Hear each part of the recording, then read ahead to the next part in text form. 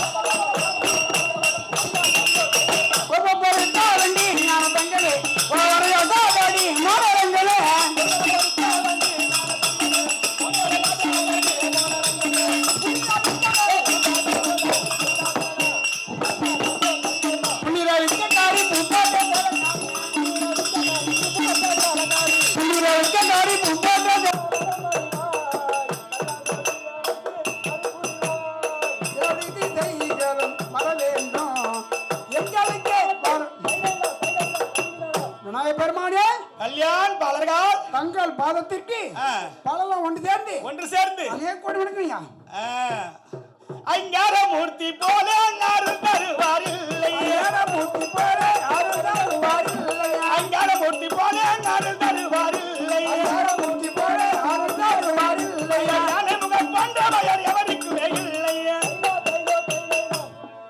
கல்யாண் பாலர்கள் பெருமானே எமது பாதத்திலே பணிந்தபடியால் ஆமா என்றென்றைக்கும் எண்ணம் எவ்வாறு அவண்ணமாகவே வாழ்ந்திருப்பாய் ஆசீர்வாதம் நல்லதுங்க வர வேண்டும் யாது வர வேண்டும் இன்று நடத்தக்கூடிய நாடகத்தை ஆமா நாடு செழிக்க வேண்டும் நல்ல மழை பெய்ய வேண்டும் நல்ல மழை தான் பொழியுது அதிகமா ஆமா ஊர் செழிக்க வேண்டும் ஒற்றுமை இருக்க வேண்டும் நடத்தக்கூடிய நாடகத்தில் ஆமா கால குற்றம் மேல குற்றம் ஆமா சங்கீத குற்றம் இசை குற்றம் பற்பல குற்றங்கள் இருந்தாலும் ஆமா குற்றத்தை நாம் குணமா பாவித்து ஆமா எங்கள் அத்தனமா பெரியும் காத்து ரட்சிக்க வேண்டும் என்னை துதித்தபடியால் ஆமா எந்த விதம் குற்றம் குறை இல்லாமல் ஆமாங்க நல்ல முறையிலே உங்களையும் உங்கள் நாடக பிள்ளைகளையும் இந்த விழாவை எதற்காக ஏற்பாடு செய்திருக்கார்களோ அனைவரையும் இது நல்லவர்களே இந்த கணேச பெருமான் அருள் இருக்கும் அன்புடன் காத்து ரட்சிக்கின்றேன் போயிட்டு வாருங்க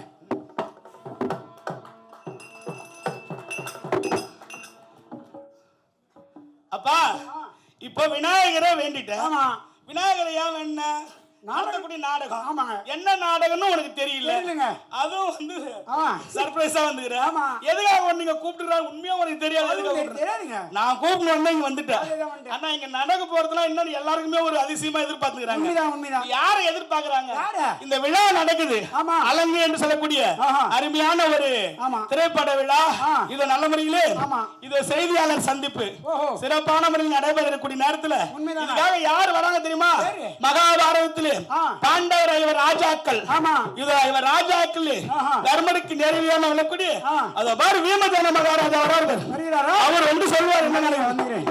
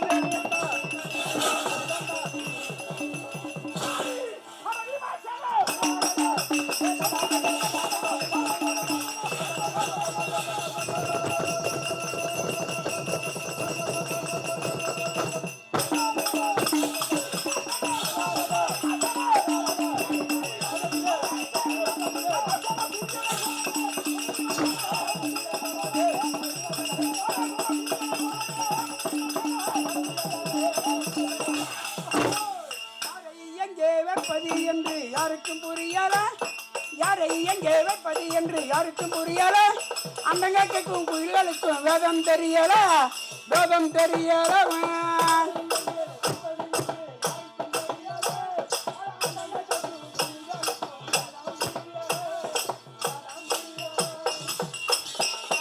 சொல்ல வேண்டாம் தம்பி அதென்று சொல்ல வேண்டாம், என்னத்தை சொல்ல வேண்டாம் தம்பி அதென்று சொல்ல வேண்டாம், என்னத்தை சொல்ல வேண்டாம் தம்பி அதென்று சொல்ல வேண்டாம். போடு போடு போடு போடு சொல்லுங்க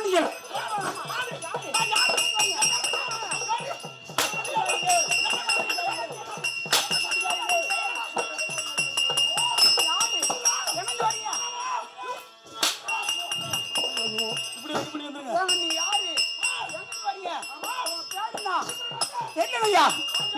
தெரியல தெரியலங்க. நான் ஆளை பார்த்தா எல்லாம் இருங்க எல்லாம் தான் தெரியுது. நீங்க யாரு? ஆமா. ஓஹோ யாரு? ஆமா கேள்விப்படுறீங்க. ஆமா ராஜா கிளை ஏலியன் பேரு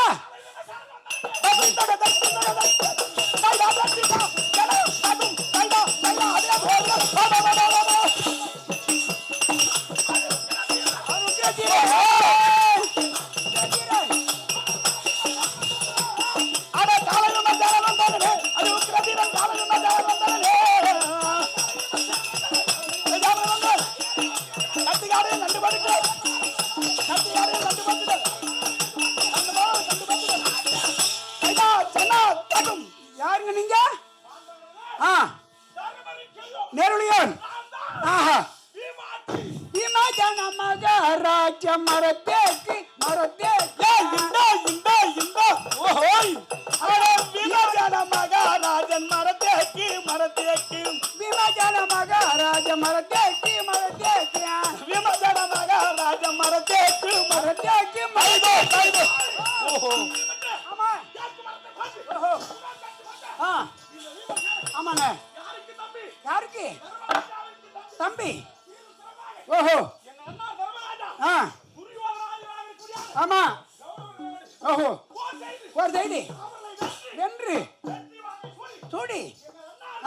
ஆமா ஆமா நல்லதுங்கய்யா. ஓஹோ ஆமா சரிங்க. நீங்க வந்த சமாதானம் காரணம்? ஆமா காரணம் என்னங்க தெரியாதுங்க. ஆமா ஓஹோ உண்மைதான். ஓஹோ மகிழ்ச்சியோடு எப்படிங்க? ஆஹா கலைஞர்கள். ஓஹோ ஆமா. ஓஹோ தெருக்கூத்து கலைஞர்கள் சினிமா நடிக்கிறீங்களா? தெருக்கூத்து கலைஞர்கள் சினிமா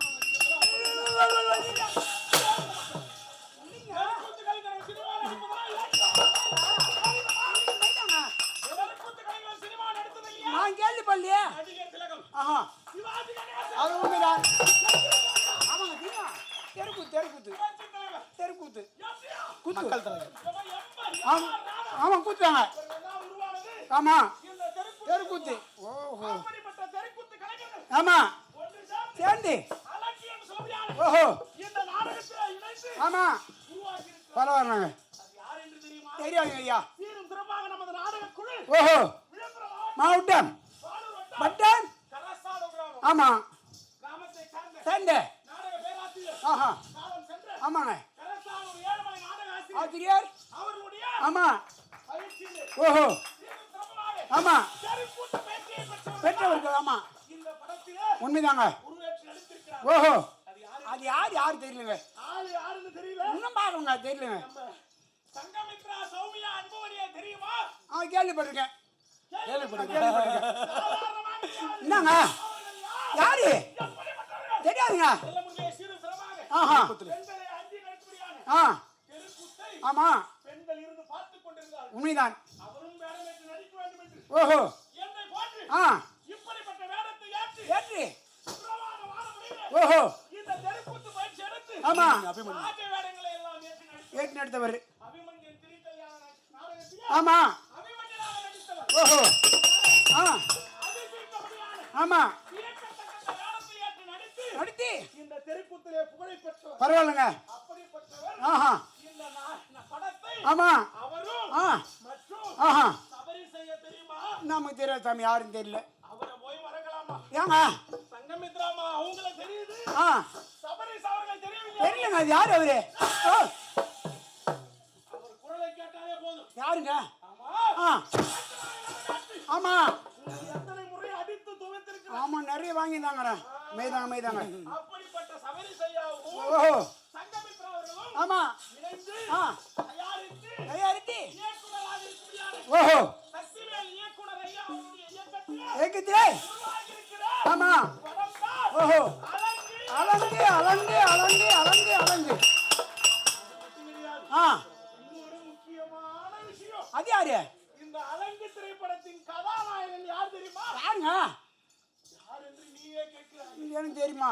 நீ என்ன வேடம் போட்டிருக்கிறாய் நான் பபுன்னு வேணும் போட்டிருக்கேன் கெட்டிக்காரன் ஆமா பபுன்னு இந்த நாடகத்துல ஆ அவர் இல்லாதனாலதான் இப்ப நீ கட்டியிருக்காரு ஐயா ரொம்ப குடும்பம் தாங்க இது எனக்கு ஆமாங்க அவர்தான் கட்டியிருக்காரு நல்லதுங்க ஆஹா சிறப்பான முறையில் ஆ தெருக்கூத்திலே கட்டியிருக்காரனாக நடித்து அரசாணூர் ஏழுமலை ஆசிரியருடைய ஆமா பேரையும் புகழையும் பாராட்டியும் பெற்றவர் நல்லதுங்க ஐயா அது மட்டும் கிடையாது. ஓஹோ அந்த கட்டியிருக்காரன் வேடம் மட்டுமல்ல ஆ பல அனைத்து வேடங்களையும் சிறப்பான முறையில் தெருக்கூத்து பயிற்சியில் ஏற்று சிறப்பாக நடித்தவர் பரவாயில்லைங்க அப்படிப்பட்ட ஆ யாரு யாரு குணாநிதி குணாநிதி அவர்கள்தான் ஆஹா ஆமா நல்லதுங்க ஐயா இப்படிப்பட்ட தெருக்கூத்து கலைஞர்கள் எல்லாம் ஆமா ஒன்று சேர்ந்து சேர்ந்து இப்படத்தை உருவாக்கியது ஆஹா நமக்கு மகிழ்ச்சியாக நல்லதுங்க ஐயா பெருமையாகவும் இருக்கிறது. உண்மைதான் அப்படிப்பட்ட ஆ தெருக்கூத்து கலைஞர்களை ஓஹோ நாம் பாராட்டி ஆமாங்க அவர்கள் வெற்றி அடைய வாழ்த்த வேண்டும் அல்லவா ஆமா கண்டிப்பாங்க அது மட்டும் கிடையாது. ஆ இந்த வீமன் கதாபாத்திரம் ஏன் வந்திருக்கிறேன் காரணம் எங்கள் அண்ணா தர்மராஜா ஓஹோ சீரும் சிறப்புமாக ஆமா துரியோதனாதிகளின் சிறப்பான கௌரவங்களை வென்று வென்று எதிரிகளை எல்லாம் வீழ்த்தி வீட்டி பலவிதமான போராட்டங்களை எல்லாம் ஆமா வென்று ஆஹா வெற்றியோடு வந்தார்கள் உண்மைதாங்க அதே போன்று ஆ இந்த அழகு திரைப்படத்தில் இருக்க முடியாது ஓஹோ நம் தெருக்கூத்து கலைஞர்களும் ஆமா மற்றும் அவரோடு உழைத்த ஆ சக கலைஞர்கள் அனைவரும் அனைவரும் வெற்றி வென்று வெற்றியோடு ஆஹா பலவிதமான வெற்றிகளை அடைவார்கள் என்று அவர்களை வாழ்த்துவதற்காக உண்மை ஐயா ஆஹா அது மட்டும் கிடையாது. ஆ இன்று ஆமா முக்கியமான ஒரு விவகாரம் நடந்து கொண்டிருக்கிறது. எப்படிங்க இந்த அலங்கு திரைப்படத்தினுடைய ஆமா செய்தியாளர் சந்திப்பு நடந்து கொண்டிருக்கிறது. ஓஹோ அந்த செய்தியாளர் சந்திப்பு சென்று ஆ இந்த திரைப்படத்திலே ஆமா இதோ தயாரிப்பாளராக இருக்கக்கூடியான ஓஹோ சங்கமித்ரா சௌமியா அன்புமணி அவர்களையும் அவர்களையும் இதோ சபரீஷ் அவர்களையும் ஆ மற்றும் ஆஹா. கதாநாயகராக இருக்கக்கூடியான ஆமா குணாநிதி அவர்களையும் அவர்களையும் இந்த திரைப்படத்தின் இயக்குனராக இருக்கக்கூடியான ஆமா இயக்குனர் சக்திவேல் அவர்களையும் அவர்களையும் வாழ்த்துவிட்டு ஆஹா அனைவருக்கும் வாழ்த்துக்கள் சொல்ல நல்லது ஐயா நல்லது வாழ்த்துக்களை தெரிவிக்கலாமா? ஆ தெரிவிக்கலாங்க ஆ நம் தெருக்கூத்து கலைஞர்களை அழைத்து விடலாமா? கண்டிப்பாங்க ஆ தெருக்கூத்து கலைஞராக ஓஹோ ஒரு பெண்ணாக இருந்து இருந்து சிறப்பான முறையில் ஆமா தெருக்கூத்து பயிற்சி எடுத்து அடுத்து இப்பொழுது இந்த அலங்கு திரைப்படத்தின் தயாரிப்பாளராக இருக்கிறார். ஆமா இதோ ஆஹா நமது தெருக்கூத்து கலைஞர் கலைஞர் சங்கமித்ரா சௌமியா அன்புமணி அவர்கள் ஆமா வாழ்த்துவதற்காக மேடைக்கு வாடி வந்திருக்க எல்லாருக்கும் வணக்கம். இது அண்ணன் சொன்ன மாதிரி நாங்கள் வந்து ஏழுமலை ஐயா இன்னைக்கு அவர் நம்மளோட இல்லை. ஆனால் நாங்கள் வந்து அவர்கிட்ட பயிற்சி எடுத்துக்கிட்டோம். சின்ன வயசுலேருந்து தெருக்கூத்தாக இருக்கட்டும், நிறைய வேஷங்கள், அதே மாதிரி சிலம்பாட்டம், ஒயிலாட்டம், கோலாட்டம், பின்னலாட்டம், இந்த மாதிரி எல்லாமே வந்து எங்கள் ஐயா வந்து நீங்கள் கற்றுக்கணும். நான் அண்ணன் குணாநிதி, இது சபரீஷ் என் அண்ணன், அவங்க எல்லாருமே வந்து சின்ன வயசுலேருந்து நாங்கள் படிக்கிறது மட்டும் முக்கியம் கிடையாது, இந்த மாதிரி கலை எல்லாமே உங்களுக்கு எல்லாம் தெரிஞ்சிருக்கணும்னு சொல்லி எங்களை நீ எல்லாமே பண்ணணும், தமிழ் நல்லா பேசணும், மேடே பேசணும், இந்த தமிழ் சுத்த தமிழ் இந்த டிபேட்டாக இருக்கட்டும் எல்லாமே நீங்கள் கற்றுக்கணும். கற்றுக்கிட்டு இந்த வருஷம் பார்த்தீங்கன்னா பொங்கல் அப்போ வந்து தைக்குடல்னு நிகழ்ச்சி ஒரு 3 நாள் நடக்கும். நாங்கள் என்னெல்லாம் வருஷம் ஃபுல்லாக கற்றுக்கிட்டோமோ அதை வந்து வீட்டில் வந்து அவங்க எல்லாருக்குமே நாங்கள் பண்ணி காட்டுவோம். ஸோ அப்போ இவங்க எல்லாம் வந்து எங்களுக்கு அதுக்கு முன்னாடி ஒரு மாதம் நாங்கள் ட்ரைனிங் எடுத்துப்போம். எனக்கு அண்ணனுக்கு வந்து மைக் கொடுக்க மாட்டாங்க, ஏன்னா நாங்கள் கத்தி பேசுவோம், அதனால் மைக்லாம் இருக்காது, நல்ல சத்தமாக போட்டு பேசுவோம். எனக்கு இந்த ஹீரோயின் வேஷம்லாம் கொடுக்க மாட்டாங்க. எனக்கு நான் ஃபஸ்ட்டு பண்ணது வந்து இது அரக்கன் வேஷம் தான், வாதாபின்னு சொல்லிட்டு வாதாபி அரக்கன் வேஷம் தான் போட்டேன். அதுக்கப்புறம் நான் கேட்டேன் ஏதாவது ஒரு டைமில் எனக்கு இது ஹீரோவாவது கொடுங்க அப்படின்னு சொல்லி. அதுக்கப்புறம் இந்த அபிமன்யு வேஷம் கொடுத்தாங்க. ஸோ அந்த மாதிரி ஒரு தெருக்கூத்துலேயுமே வந்து இந்த இதெல்லாம் வந்து ஒரு தலையில் போட்டு நிற்கிறாங்க, வலி எடுத்துக்குவோம். நாங்கள் வந்து அந்த நாள் பூரா வந்து நாங்கள் கரெக்டாக சாமி கும்பிட்டுட்டு செருப்பு போட மாட்டோம், அந்த வேஷம் கட்டிட்டோம்னா செப்பல் போட மாட்டோம். ஸோ ஃபுல்லாக அதிலே இருப்போம். அந்த மரியாதை கொடுத்துட்டு தலையில் அப்படியே ஒரு 2 மணி நேரம் 3 மணி நேரம் வச்சுக்கிட்டு நாங்கள் இந்த நாடகம்லாம் பண்ணுவோம். எங்களுக்கு என்னென்னா இந்த முறை முதல் முறையாக நாங்கள் ஒரு படம் தயாரிச்சிருக்கோம், நான் தயாரிச்சிருக்கேன், அண்ணன் வந்து லீடாக ஃபஸ்ட் டைம் பண்ணுறாரு. ஸோ ஆனால் எங்களோட குரு, எங்களோட ஆசான்கள் அவங்களெல்லாம் கூப்பிட்டுட்டு வந்து இன்ட்ரடியூஸ் பண்ணி அவங்களுக்கு ஒரு மரியாதை செலுத்தணும். ஏன்னா அந்த கூத்து கற்றுக்கிட்டதுனால தான் இன்றைக்கி நாங்கள் இந்த ஸ்டேஜில் நின்று சரி நம்ம அது சினிமாவுக்கு எடுத்துகிட்டு போகணும், சினிமாவில் வரணும்னு சொல்லி ஆசை வந்ததே வந்து நாங்கள் இதெல்லாம் நடித்து இது பண்ணதுனால தான். அதனால் இன்றைக்கி அவங்களோட ஆசீர்வாதத்தோடு வந்து இந்த ப்ரெஸ் மீட் வந்து நடத்தணும்னு சொல்லி எல்லாரையும் கூப்பிட்டு வந்துட்டோம். தேங்க்யூ.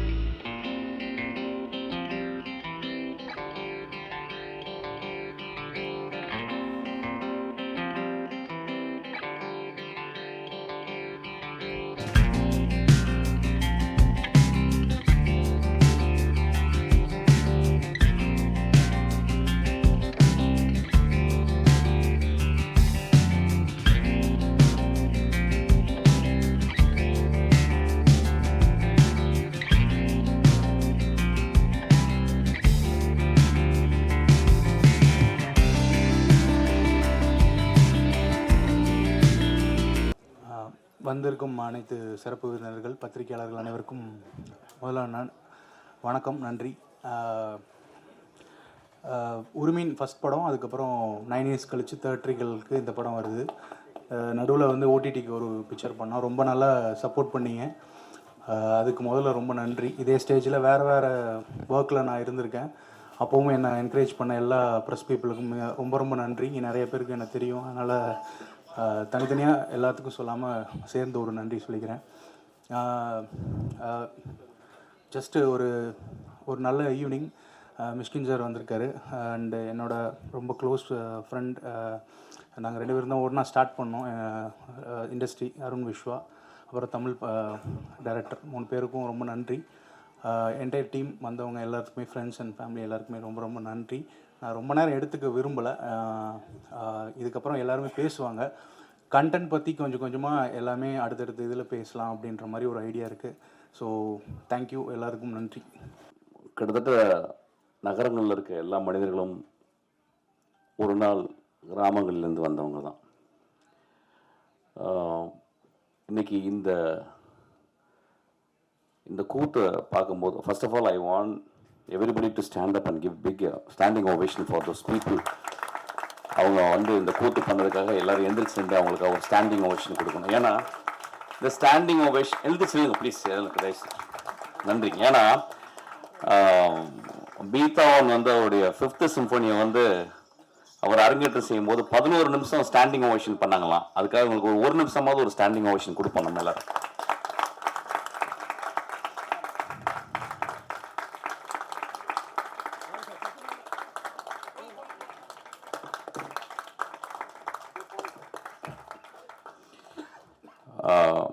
இவங்கள்ட்டேருந்து சிவாஜி ஐயாவும் எம்ஜிஆர் மட்டுமே வரல, இவர்கிட்டருந்து இசைஞானி இளையராஜாவும் வந்திருக்காங்க. ஆக்சுவலாக நன்றிங்க, ரொம்ப நன்றி, தேங்க்யூ.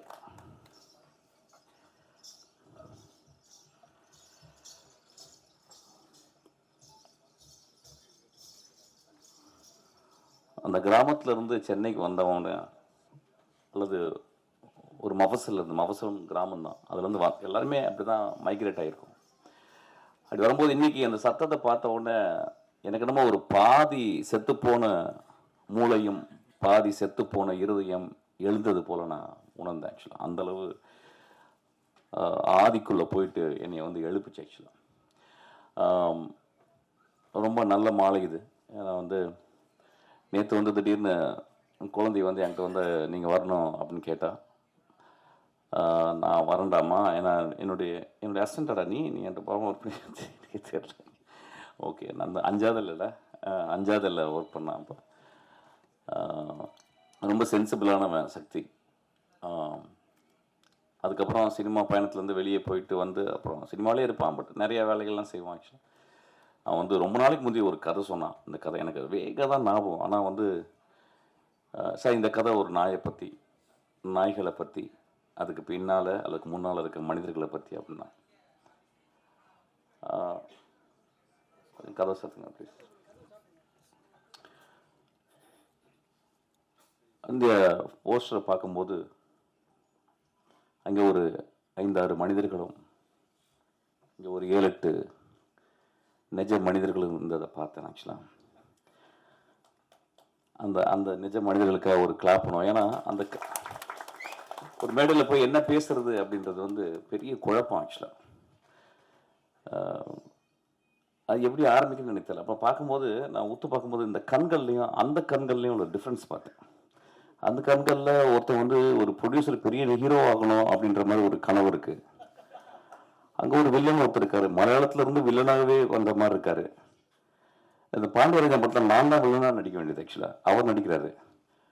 அது மாதிரி நிறைய குழந்தைகள் நிறைய வந்து அவங்க கண்களில் வந்து ஏதோ ஒரு பரிதவிப்பும், ஏதோ ஒரு ஏதோ ஒன்று சம்திங் அப்படி ஒன்று இருக்கு. ஒரு நகரத்தை சார்ந்த நாகரிகத்தை சார்ந்த நிறைய விஷயங்கள் அந்த கண்களில் இருக்கு. அந்த கண்களை பார்க்கும்போது 3 விஷயம் தான் அதில் தெரியுது. ரேஜ் பார்த்தேன், அதாவது ப்ரைமல் எமோஷன், கோபம் கூட கிடையாது, ரேஜ், இட்ஸ் கால்ட் ரேஜ். நாய்களோட ரொம்ப பழகியிருக்கேன், நாய்களோடய வாழ்ந்திருக்கேன். இன்னைக்கு நாய் எல்லாமே இருக்கிறேன். நாய்கிட்ட இருந்து நிறைய கற்றுருக்கேன். நான் தனிமையில் சின்ன வயசில் நான் தனிமையில் இருக்கும்போது எனக்கு வந்து மணின்னு ஒரு நாய் எனக்கு ரொம்ப ரொம்ப ஆதர்சமானது. ஒரு வெள்ளை கலரில் பெருசாக இருக்கும், தலை பெருசாக. அந்த மாதிரி நாய் இது வரைக்கும் நான் பார்த்ததே இல்லை. கிராமங்களில் மணி எல்லா நாய்களும் மணியாக தான் கூப்பிடுவாங்க. சொல்லப்போனால் எங்களை வழக்கம், அது வீட்டு முன்னாலே இருக்கும். அது பியூட்டிஃபுல். அப்போ அது வந்து எங்களை ப்ரொடெக்ட் பண்ணுற ஒரு தெய்வமாக தான் இருக்கும். குழந்தைகளை பார்த்துக்கும், பாம்பு பூச்சி வராது, ஏதோ நாங்கள் உணவை பரிமாறிப்போம். ஒரு ஆதி தகப்பன் போல் எங்கள் கூட எப்பயுமே ஒரு நாய் இருந்துக்கிட்டே இருக்கும். நல்ல ஞாபகம் ஒரு 5 வருஷம் கழிச்சு ஒரு நாள் காணோம். நான் தேடினேன் போயிட்டு, எங்கம்மான்னு கேட்டால் எங்கள் பாட்டி சொன்னாங்க வந்து இல்லை, அதுக்கு வந்து மனநிலை பாதிச்சிருச்சு, அதை கொண்டு போய் கொல்ல போகிறாங்க அப்படின்ட்டு. நான் ரொம்ப ஓடினேன்.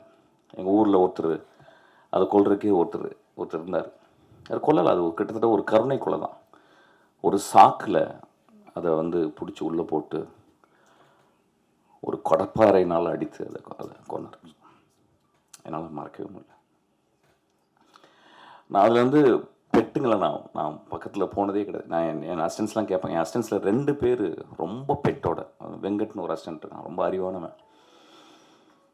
அவன் வந்து 2 நாய்களை அவன் வீட்டில் அதுக்கு ஒரு பெரிய பெட்டு மாதிரி 2 பெட்டு கொடுத்து அதை பற்றி பேசுகிறது தான் அவனுக்கு வேலை. அவன் வாழ்நாள் ஃபுல்லாக அந்த நாய்களை பற்றியே பேசிகிட்டு இருக்கான். அந்த 2 நாய்களும் என்னையும் தான் அவனுக்கு ரொம்ப பிடிக்கும்னு நினைக்கிறேன். ஆக்சுவலாக அப்போ அதை பற்றியே பேசியிருப்பேன். ரொம்ப ஆச்சரியமாக இருக்குது, என்னடா இப்போ என்ன பண்ணால் ஒரு படி மேலே போயிட்டு அதுக்கு கேமரா ஃபிக்ஸ் பண்ணி இப்போ நான் ரீரெக்கார்டிங் பண்ணும்போது அதை பார்த்துக்கிட்டே இருக்கான். நான் ரீரெக்கார்டிங் பண்ணுறது கூட பார்க்கல. ஆக்சுவலாக அப்போ எனக்கு ஒரு யோசனை, ஏன் இந்த இந்த இந்த குழந்தைகள் வந்து இந்த நாய் மேலே இவ்வளவு. நான் வரும்போது படித்தேன், எங்கே அந்த டாக் அப்படின்ற வார்த்தை எங்கேருந்து வந்து அதுக்கு வந்து அதுக்கு எங்கேருந்து வந்துச்சுன்னு தெரியல. அந்த எட்டிமாலஜிக்கலாக டோர்க்கா அப்படின்றாங்க. அந்த டோர்க்கான்ற வார்த்தை எப்படி வந்துச்சுன்னே தெரியல லாட்டினில். நான் யோசிச்சிட்டே வந்தேன், ஒரு எப்படி வந்திருக்கும் ஆதி மனிதன். கடவுளால் படைக்கப்படாத மனிதர்கள் சில பேர் வந்து டார்வின் விதிப்படி மரங்களிலிருந்து கீழே இறங்கி சவானில் நடக்கும்போது அவன் எல்லா மிருகங்களையும் கொன்னுட்டு அதை திங்கணும் அல்லது தன்னை பாதுகாக்கணும்னு தான் இருந்திருப்பான். புலி சிங்கங்களை திங்க முடியாது, ஓநாய்களை திங்க முடியாது. ஓநாயினுடைய இனம்தான் அது. ஓநாயினுடைய வழித்தோன்றல் தான் நாய்கள். நம்ம எல்லாருக்குமே தெரியும், அது பார்த்தவனே கேனைன் ஃபேமிலின்னு சொல்லுவாங்க ஆக்சுவலாக. அப்போ எப்படி அந்த மனிதன் வந்து அந்த காட்டை வந்து பயந்து பயந்து பயந்து ஒவ்வொரு அடியாக எடுத்து வைக்கும்போது பாம்பு இருக்கும், பூச்சி இருக்கும், உணவை தேடி போகணும், குழந்தைகளை பார்த்துக்கணும், தாய் தந்தையை பார்த்துக்கணும், இரவானா நெருப்புக்கு கட்டைகளை சேகரிக்கணும், நெருப்புக்கு கல்லை தேடணும். அப்படிங்கும்போது எப்படி ஒரு ஓநாய் எப்படி அது ஒரு மனிதனை சார்ந்து வந்திருக்கும் அப்படின்றது வந்து எனக்கு ரொம்ப டிரான்சிஷன். அந்த டிரான்சிஷன் சொல்லுவாங்க இங்கிலீஷில். அதாவது நம்ம வந்து சினிமா மொழியில் அதிகமாக யூஸ் பண்ணுறது, ஒரு கதையில் ஒரு கதாநாயகன் ஒரு இடத்துல இருந்து மாறி வரலாம் அப்படின்றது. இப்போ பார்த்தீங்கன்னா one of the greatest transition பார்த்தேன். திடீர்னு கடவுள் தோன்றார், திடீர்னு பிள்ளையார் தோன்றார். எனக்கு இந்த மாதிரி ஒரு பிள்ளையார் நான் வாழ்க்கையில் பார்த்ததே இல்லை. நான் நிஜமாகவே முதல் தடவை நான் பிள்ளையாரை பார்த்தேங்க. நண்பர்களே, ஆதி கலைஞர்கள் ஐயா அவர்கள்.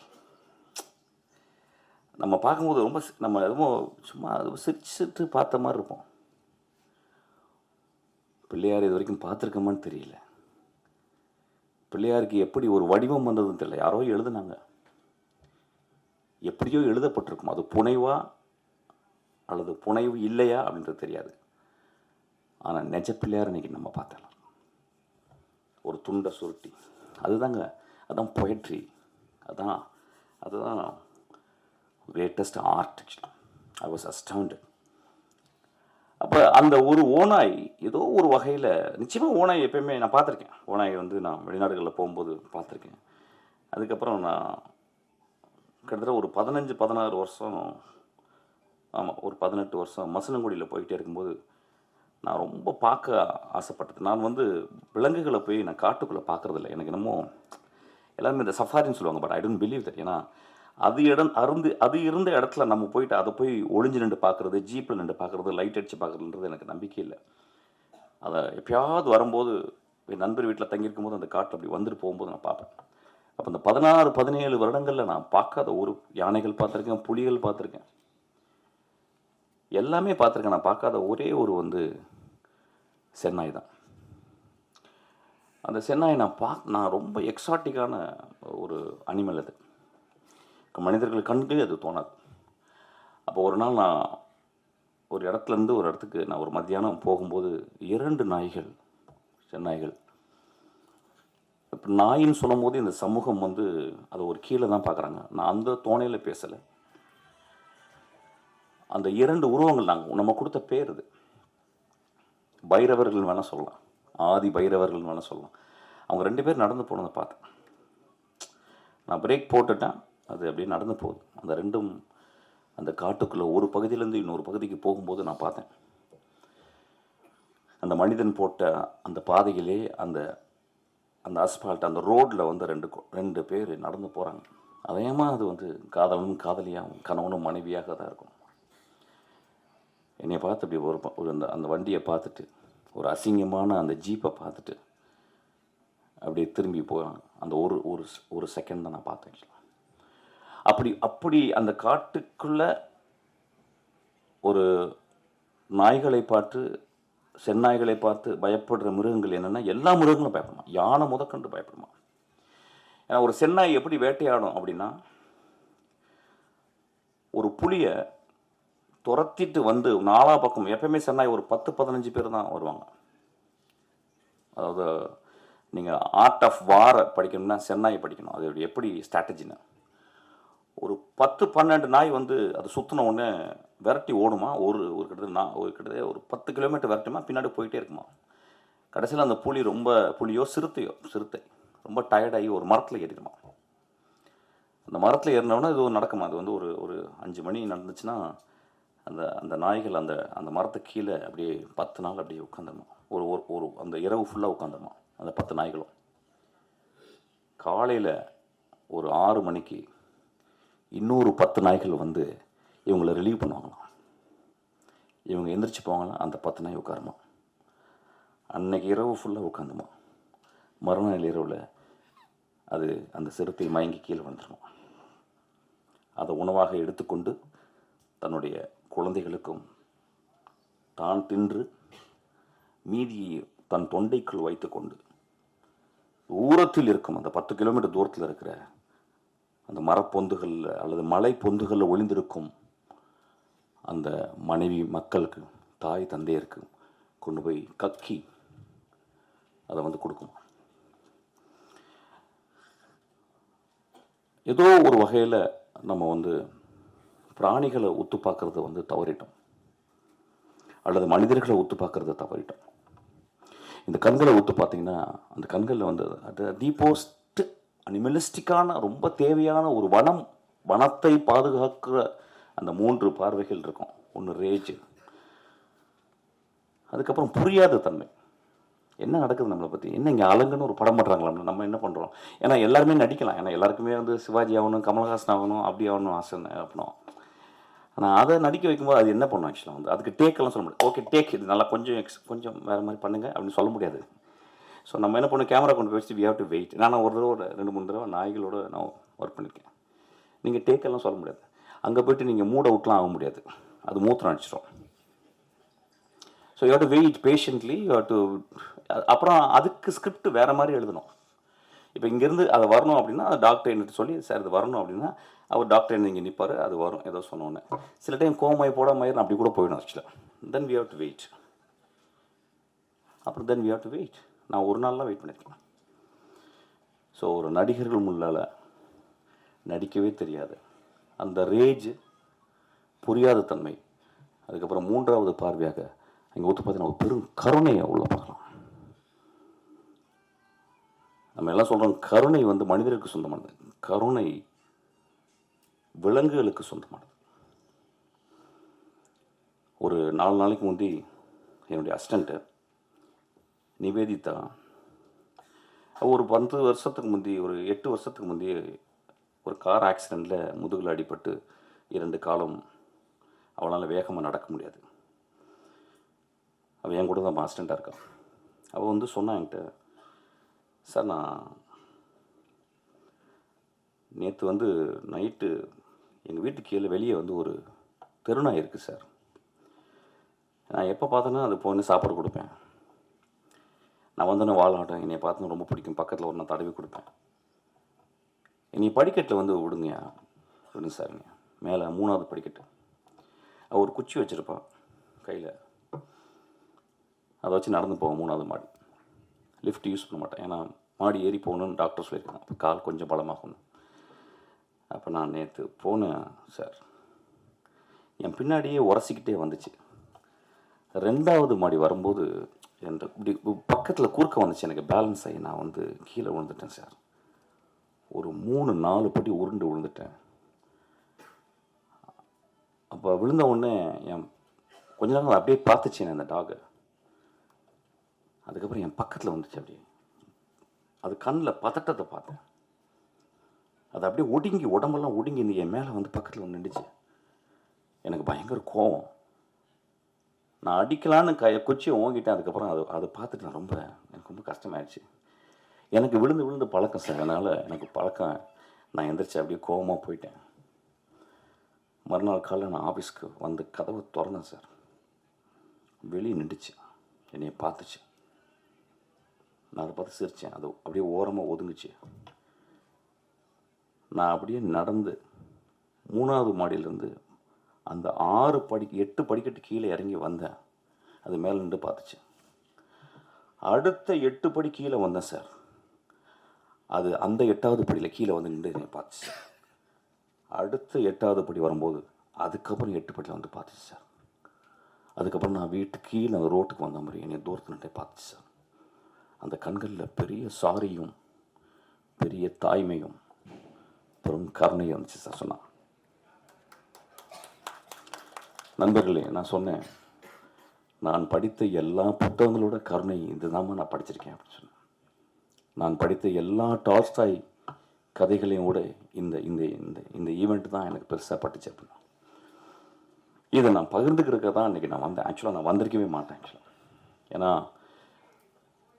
அந்த டாகை பற்றி ஏதோ ஒரு வகையில் நாங்கள் பேசும்போது, என்னோடய அசிஸ்டன்ஸ்லாம் பேசும்போது அதிகமாக நாங்கள் பேசுகிறது பேரன்பு பற்றியும் கருணைகளை பற்றி தான். அதை தவிர வேறு எதுவுமே பேசுறதில்ல. ஒருவேளை அவனுக்கு வந்து நாய்களை பற்றி சொல்லணும்னு ஆசைப்பட்டிருக்கான். படம் எப்படி இருக்குன்னு எனக்கு தெரியல. நிச்சயமாக அதில் ஒரு பெரும் கருணை இருக்குன்னு நினைக்கிறேன். ஒரு படம் எடுத்து அந்த படம் மக்களால் அங்கீகரிக்கப்பட்டு அது பெரிய ஆர்ட் ஃபார்மாக ஆகுறது ரொம்ப கஷ்டம். இன்னைக்கு கூட நான் பண்ணிக்கிட்டு இருக்கும்போது எனக்கு நியூஸ் கேட்டுச்சு. அதாவது ஒரு திரைப்படத்தை பார்க்க போகும்போது அந்த திரைப்பட நடிகர் அங்கே வந்து அதனால் மக்கள் வேகமாக ஓடி போயிட்டு ஒரு பெண் இறந்துட்டாங்கன்னு சொல்லிட்டு, அது ஒரு பெரிய ஆக்சிடெண்ட். அதுக்கு அந்த கதாநாயகனுக்கும் அவனும் ரொம்ப கஷ்டப்பட்டுருவான் அந்த குழந்தை. நடிகர்கள், சினிமாக்காரர்கள் எப்பொழுதுமே நாங்களும் ஒரு நாய்களை போல தான். ஏதோ இந்த கிராமத்தில் வந்து ஏதோ ஒரு ஊருக்கு வந்து மைக்ரேட் ஆகி வந்து இந்த இப்போ கலைகள் பண்ணாங்க பார்த்தீங்களா, அது மாதிரி இதை பண்ணி, இதை பாருங்கள், இப்படி நாங்கள் ஆடி காட்டுறோம், இப்படி பாடி காட்டுறோம், நீங்கள் கொஞ்சம் கைத்தட்டுங்க. இந்த மனிதர்கள் இன்றைக்கி வந்து ஆடினவங்க கொஞ்சோண்டு கைத்தட்டினா போதும், அவங்க வாழ்க்கை போதும். ஆனால் நாங்கள் கொஞ்சம் மாறி எங்களுக்கு கொஞ்சம் காசு கொடுங்க, உங்கள் காசை வச்சு தான் நாங்கள் சாப்பிட்றோம், உங்கள் காசை வச்சு தான் நாங்கள் கார் வாங்குகிறோம், உங்கள் காசை வச்சு தான் எல்லாம் பண்ணுறோம். நான் கொஞ்ச நாளுக்கு முந்தி வந்து ஏதோ ஒரு பெரிய படம், அந்த படம் ஃபெயிலியர் ஆகும்போது நிறைய ரசிகர்கள் வந்து பயங்கரமாக அதை வந்து விமர்சனம் பண்ணி பேசி, அதுக்கு எல்லா உரிமையும் இருக்குது. நான் என்னுடைய அசிஸ்டண்ட்டாக தான் சொல்கிறேன், இந்த படம் நியாயமாக இருக்கும் பட்சத்தில், நன்றாக இருக்கும் பட்சத்தில் இந்த பத்திரிகையாளரும் பார்வையாளர்களும் இதை கொண்டு போய் சேர்ப்பாங்க. அந்த படத்தில் நியாயமும் தர்மமும் இருந்தால், ஏன்னா அவங்களுக்கு உரிமை இருக்குது. அதுதான் நான் சொல்ல வந்தேன். என் அசிஸ்டண்ட்டாக வேறு விளையாட மேடையில் சொல்லியிருப்பேனான்னு தெரியல. ஆக்சுவலாக அதில் ஒரு உண்மை இருந்தால் கூட போதும், தலையில் தூக்கி வச்சு கொண்டாடுவாங்க. ஏதோ ஒரு வகையில் சில அசதி, ஏன்னா இந்த வாழ்க்கை ரொம்ப அசதியாக இருக்குது, நான் பார்க்க தெரியுது. ஏன்னா அவங்களுக்கு வந்து ஓடிடி பிளாட்ஃபார்மில் அவ்வளோ படங்கள் இருக்குது. வாழ்க்கையில் வந்து 1.25 வினாடியில் பார்க்கக்கூடிய இன்ஸ்டாகிராம் இருக்குது, 24 hours பார்க்குறோம். இதெல்லாம் மீறி நம்ம ஒரு நரேட்டிவ் சொல்லும் போது அந்த நரேட்டிவ் ரொம்ப பவர்ஃபுல்லாக இருக்கணும்னு அவங்க ஆசைப்பட்றாங்க, அவங்க கேட்குறாங்க. நம்மளும் படித்து வளர்கிறோம், அவங்க 200 மடங்கு அவங்களும் பார்த்து படித்து வளர்கிறாங்க. ஸோ ஒரு படம் அவங்களுக்கு நல்லா இல்லாம்போது ரொம்ப கோபம் வந்துடுது, வெகுண்டு வந்துடுது. அவங்க நல்லா ஒரு கேமரா கொண்டு போய் காட்டிடுறோம், அதில் அந்த மனிதர்கள் வந்து தவறாக சில வார்த்தைகள் பேசுகிறாங்க. அது பெரும் மனசு வருத்தத்தை. நடிகர்கள் நீங்கள் கொஞ்சம் கருணையோடு பார்த்துக்கணும். இந்த சொல்கிறதுக்கு நான் அச்சப்படலை. நான் கங்குவா படம் நான் பார்க்கல, இதனால அந்த படத்தை பற்றி விமர்சனங்கள்லாம் வந்துச்சு. இன்னும் கொஞ்சம் கருணையோடு நீங்கள் பார்க்கணும். ஏன்னா சூர்யா போன்ற ஒரு நல்ல நடிகர், ஒரு அழகான நடிகர், நம்ம வந்து பத்திரமாக பார்த்துக்கணும் எல்லாரையும். அவங்களெல்லாம் ஒரு சிவகுமார் மாதிரி ஆளுங்களை நல்லா யோசிச்சு பாருங்க. இன்றைக்கி நம்ம கையில் வந்து சிவாஜி இல்லை, நம்ம கையில் வந்து எம்ஜிஆர் இல்லை, பெரிய பெரிய ஆளுங்கள். அவங்களோடலாம் பணியாற்றிய ஒரு சிவகுமார்னு ஒரு மனிதன் இருக்கான். எவ்வளோ முக்கியமான மனிதர் நம்மளுக்கு. அவங்க வீட்டில் வந்த ஒரு 2 குழந்தைகள் ரொம்ப நல்லவன். இப்போ நான் ஒன்று விமர்சனம் பண்ணலாம். அடுத்து நீங்கள் சூர்யாவுக்கு கதை சொல்ல போகிறீங்க, நான் சொல்லவே போகிறதில்ல. ஆக்சுவலாக படம் கொடுத்தா கூட நான் ஒத்துக்க மாட்டேன். பட் நான் கருணையோடு பார்க்க சொல்கிறேன். ஏன்னா கருணையை பற்றி பேசும்போது நான் கருணையோடு வரேன். ஒரு படத்தை வெற்றி பெறதுக்காக இந்த குழந்தைகள் நாங்கள்லாம் எவ்வளோ கஷ்டப்படுறோன்றது சொல்லி உங்கள்கிட்ட வந்து மடி விரிக்கலை. கிட்டத்தட்ட வாழ்க்கையை மறந்துட்டு வேலை செஞ்சுக்கிட்டு இருக்கோம். அப்போ ஏதோ சின்ன ஒரு பேலன்ஸ். ஆக்சுவலி அதாவது ராக்கெட் இன்ஜினியர்ஸ் சொல்லுவாங்க, ஒரு 10 வருஷம் கஷ்டப்பட்டு 24 மணி நேரம் ஒத்த சிந்தனையோட கான்ஸ்டன்ட் விஜிலன்ஸோட ஒரு ராக்கெட்டை டிசைன் பண்ணும்போது அது ஏதோ ஒரு சின்ன ஒரு சின்ன ஒயர் கொஞ்சம் பிரிஞ்சால் கூட அது வானிலை வெடிச்சிருது. அது ஒன்றுமே பண்ண முடியல. அப்படி தான் சினிமாவும் பார்க்குறேன். ஒரு சினிமாவும் ஒரு ராக்கெட் இன்ஜினியரிங் தான். ஒரு 500 கலைஞர்கள் கான்ஸ்டன்ட் விஜிலண்ட்டோட ஒரு திரைப்படத்தை அப்படியே ஒரு சின்ன சின்ன இலையா பண்ணுறோம். சில டைம் ரொம்ப அங்கே அந்த அந்த மூத்த கலைஞன் ஒருத்தர் இருப்பான், அந்த டைரக்டர்னு ஒருத்தர் இருப்பான் பாருங்க, அவன் வந்து ஒரு ஒரு இறப்பை நோக்கி போகிற அளவுக்கு போகும்போது தான் ஒரு படைப்பு உருவாகுது. அவன் அங்கே செத்து போவான் கடைசியில், அந்த நாளை வந்து ஃபைனல் அந்த ஷாட் முடிஞ்சு அந்த அந்த அந்த ஃபைனல் மிக்சிங் முடியும் போது பார்த்தீங்கன்னா, வெளியே வரும்போது பார்த்தீங்கன்னா நல்லா ஞாபகம் இருக்குது.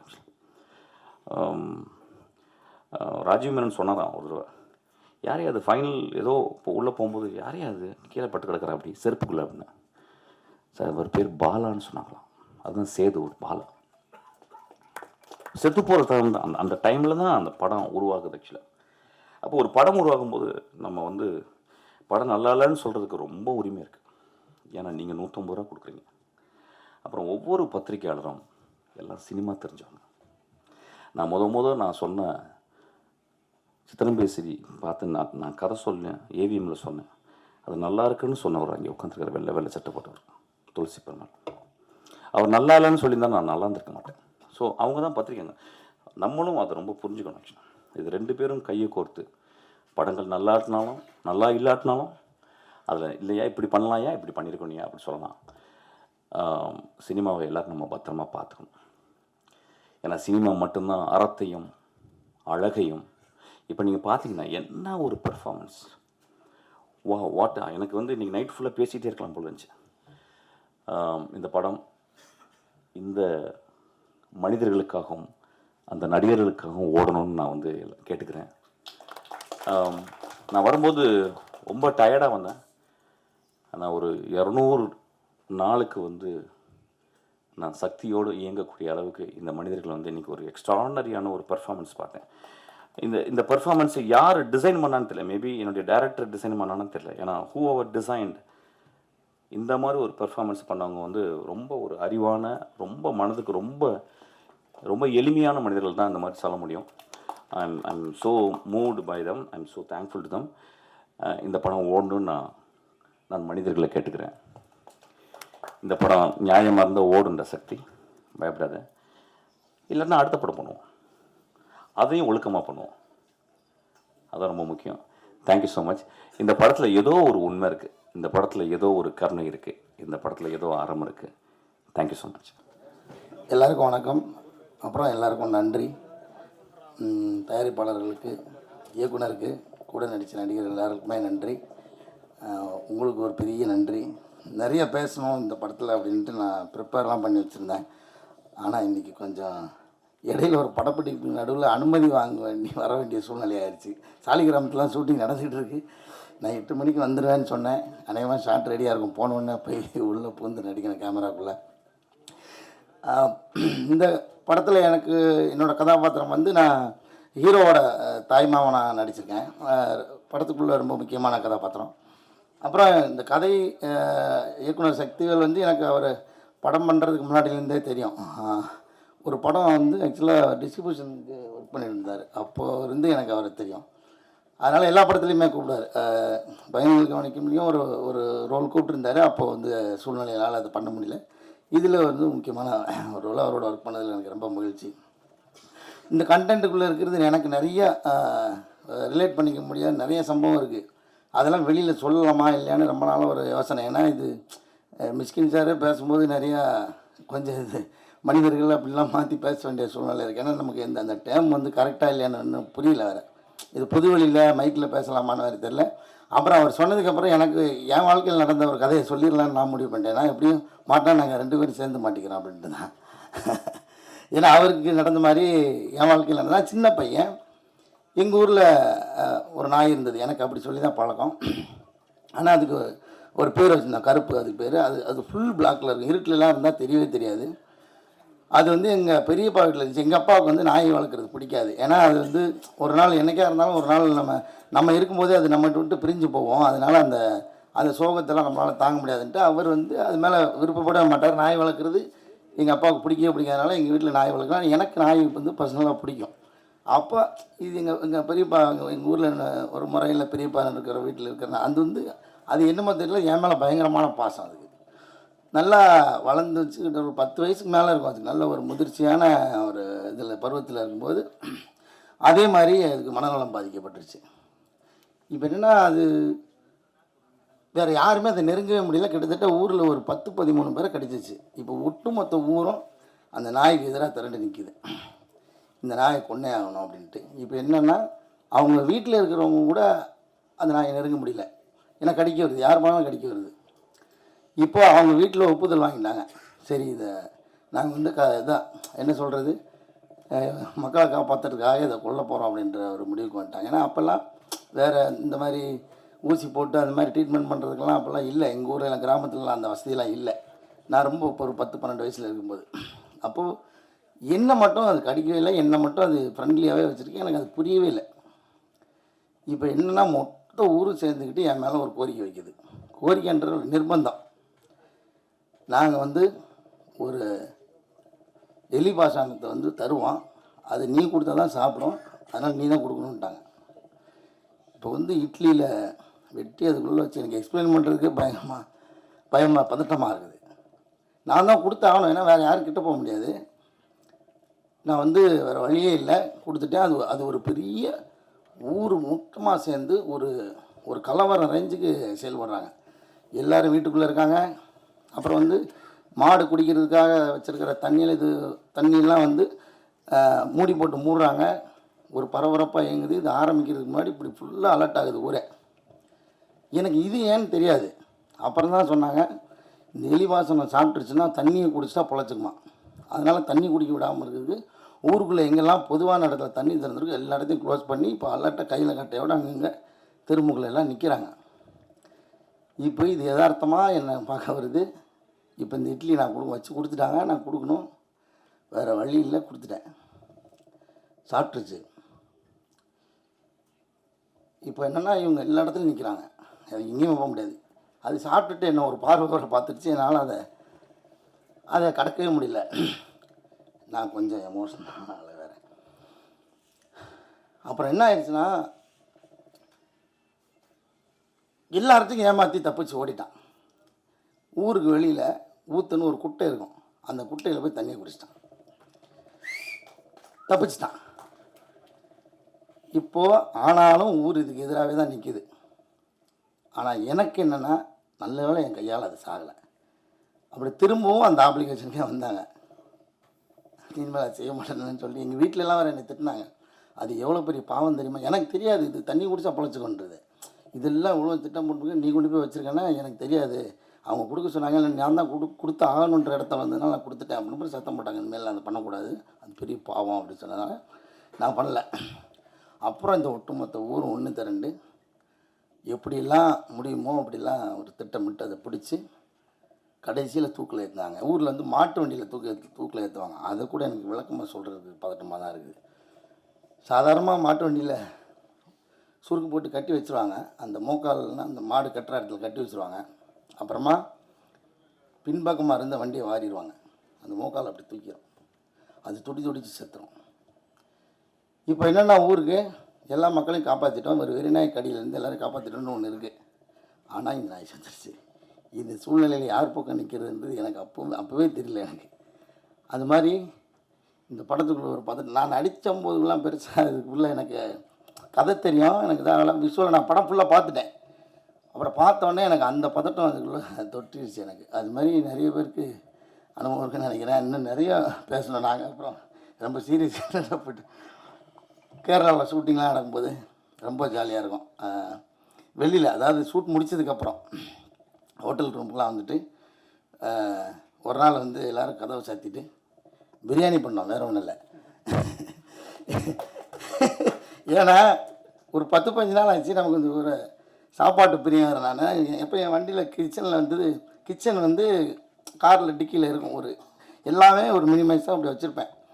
ஆனால் ஒரு குக்கர் மட்டும் பெருசாக இருக்கும், ஒரு 10 பேர் வந்தால் சேர்ந்து சாப்பிட்ற மாதிரி. அந்த மாதிரியான ஒரு குக்கரை அந்த ஹோட்டலுக்காரங்களுக்கே தெரியாமல் கடத்தி கொண்டு போய் உள்ளே வச்சு கதவை சாத்திட்டு முழு பிரியாணி உள்ளே வச்சு செஞ்சுட்டு திருப்தியாக அன்றைக்கி நைட்டு சாப்பிட்டோம். ஸோ அந்த மாதிரியான நிறைய அனுபவம் இருக்குது படத்துக்குள்ளே வேலை செய்யும்போது இருந்த அனுபவம். எல்லாருக்குமே ரொம்ப நன்றி. இன்னும் நிறைய பேசுகிறதுக்கு இருந்துச்சு, ஆனாலும் எனக்கு டைம் இல்லை. ரொம்ப நன்றி. எல்லாருக்கும் தனித்தனியாக பேர் சொல்கிறதுக்கும் எனக்கு நேரம் இல்லை. ரொம்ப நன்றி.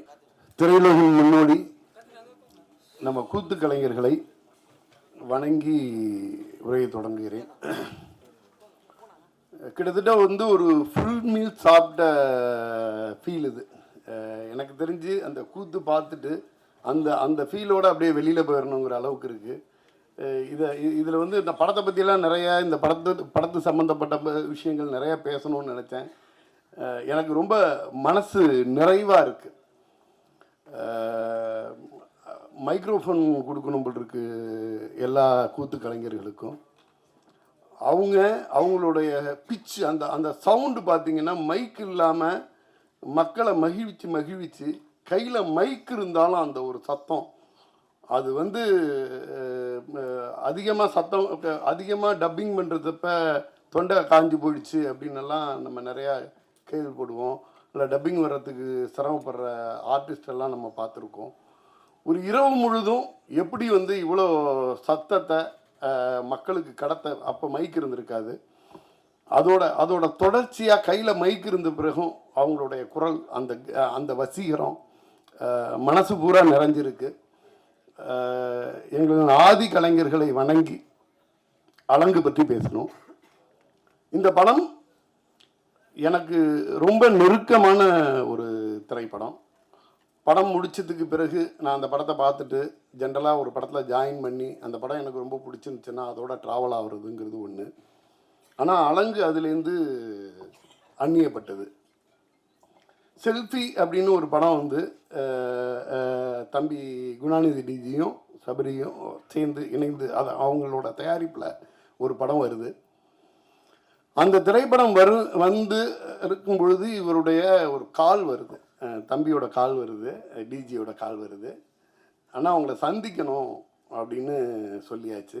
அவருடைய திருமண பத்திரிகையை எடுத்துகிட்டு வந்து அதுதான் நம்மளோட முதல் சந்திப்புன்னு நினைக்கிறேன். அவ்வளோ நேரம் சினிமாவை பற்றி பேசிக்கிட்டு இருந்தார். முன்பின் பரிச்சயம் இல்லாத எனக்கு நேரடியாக வந்து பத்திரிகை வச்சது இல்லாமல் அவரோட கல்யாண வேலையை தாண்டி சினிமா பற்றி அவ்வளோ நேரம் பேசிக்கிட்டு இருந்தார். சினிமா பற்றி பேசிக்கிட்டு இருந்துட்டு அடுத்த திரைப்படம் நான் வந்து தயாரித்தேன். நடிக்கும் பொழுது அந்த படத்தை வந்து நீங்கள் தான் வெளியிடணும் அப்படின்னு சொல்லிட்டு வெளியிடுவீங்க அப்படின்னு சொல்லிட்டு ஒரு வார்த்தையை சொல்லிட்டு போனாங்க. அப்புறம் அதுக்கு பிறகு பார்த்திங்கன்னா அடுத்ததாக அவங்க தயாரிக்கிறேன் அப்படின்னு சொன்ன ஒரு திரைப்படம் வந்து அலங்கு. அவருடைய இயக்குனர் பார்த்திங்கன்னா நம்ம சக்தி பெருமாள் சார். அவர் ஒரு சினிமா வெறியன்.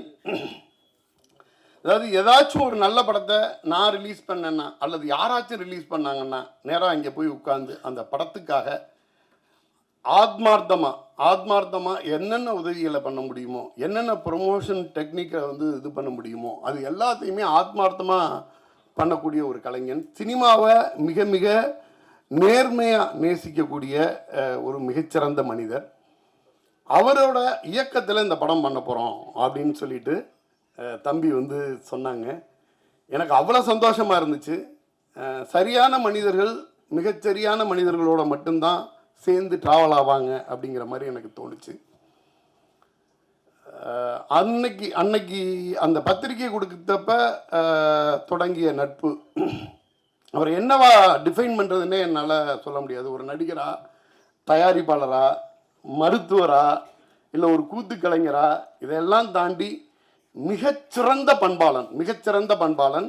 நம்ம தமிழ் சினிமாவில் ஒரு தயாரிப்பாளராகவோ நடிகராகவோ அவர் என்னவா ட்ராவல் பண்ணாலும் மிகச்சிறந்த மனிதர். அவர் வந்து நான் பழகினதை வச்சு சொல்கிறேன்.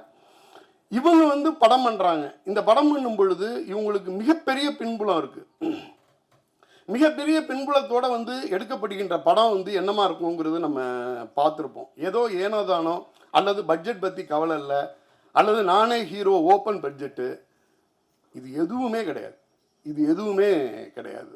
நிறைய நம்ம பார்ப்போம். இந்த புதுமுக நடிகர்களை வைத்து படம் பண்ணக்கூடிய தயாரிப்பாளர்கள் உண்மையிலேயே தன்னுடைய வந்து ஒட்டுமொத்த வாழ்நாள் வருமானத்தையும் வாழ்நாள் சேவிங்கையும் சேர்த்து வச்சு ஒரு படம் பண்ணும் பொழுது எந்தவித தவிப்பில் இருப்பாங்களோ. நம்ம நிறையா பார்த்துருப்போம். ஒரு அரசு அதிகாரியாக இருந்திருப்பார், அவருடைய ஒட்டுமொத்த பென்ஷன், அவங்களோட சேவிங்ஸ் எல்லாத்தையும் எடுத்து வச்சு ஒரு படம் பண்ணும் பொழுது எந்த அளவுக்கு அந்த படத்தின் மீது அக்கறையும் அந்த பணத்தின் மீது அந்த பணம் வந்து என்ன மாதிரி செலவு பண்ணணும் அப்படிங்கிறதுலக்கான ஒரு அவங்களோட ஆர்வமும் அதை விட 2 மடங்கு. நம்ம தம்பி சபரீஷ் சொல்லவே வேணாம், அவர் ஸ்க்ரீனில் தெரியாத எந்த செலவுமே பண்ணக்கூடாதுங்கிறதுல வந்து அவ்வளோ இது வந்து ஏதோ அதாவது எப்படி சொல்கிறதுனா ஒரு ரொம்ப சின்சியரான அட்டம்ப்ட். ஏதோ ஜஸ்ட் லைக் தட் கிடையாது. ஏதோ ஒரு எங்கள்கிட்ட பணம் இருக்குது அல்லது போதுமான அளவுக்கு வந்து எல்லாரோடையும் ஒரு நல்ல நெட்வொர்க் இருக்குது,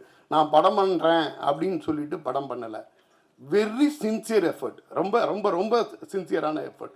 அதில் வந்து ஒரு கூத்து கலைஞராக அவர் வந்து என்னென்னா அந்த அந்த காலகட்டத்திலிருந்தே வந்து அந்த இயல் இசை நாடகம் இது 3ஓட சேர்ந்து, இந்த கூத்து மட்டும் இயல் இசை நாடகம் 3யுமே சேர்ந்து கலந்து வரும்.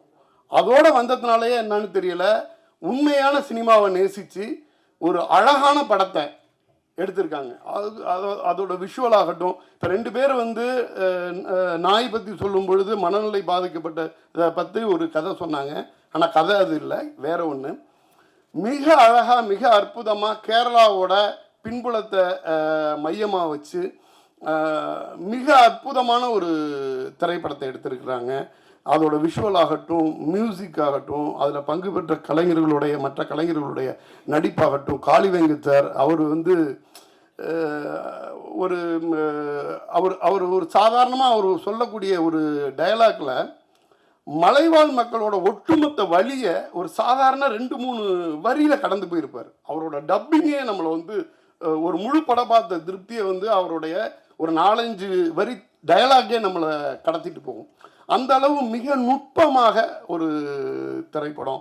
அதில் பங்கு பெற்று நடித்திருந்த அத்தனை பேருமே, காளிவெங்கட் சாராக இருக்கட்டும், பர்டிகுலராக அம்மா கேரக்டர் பண்ணவங்க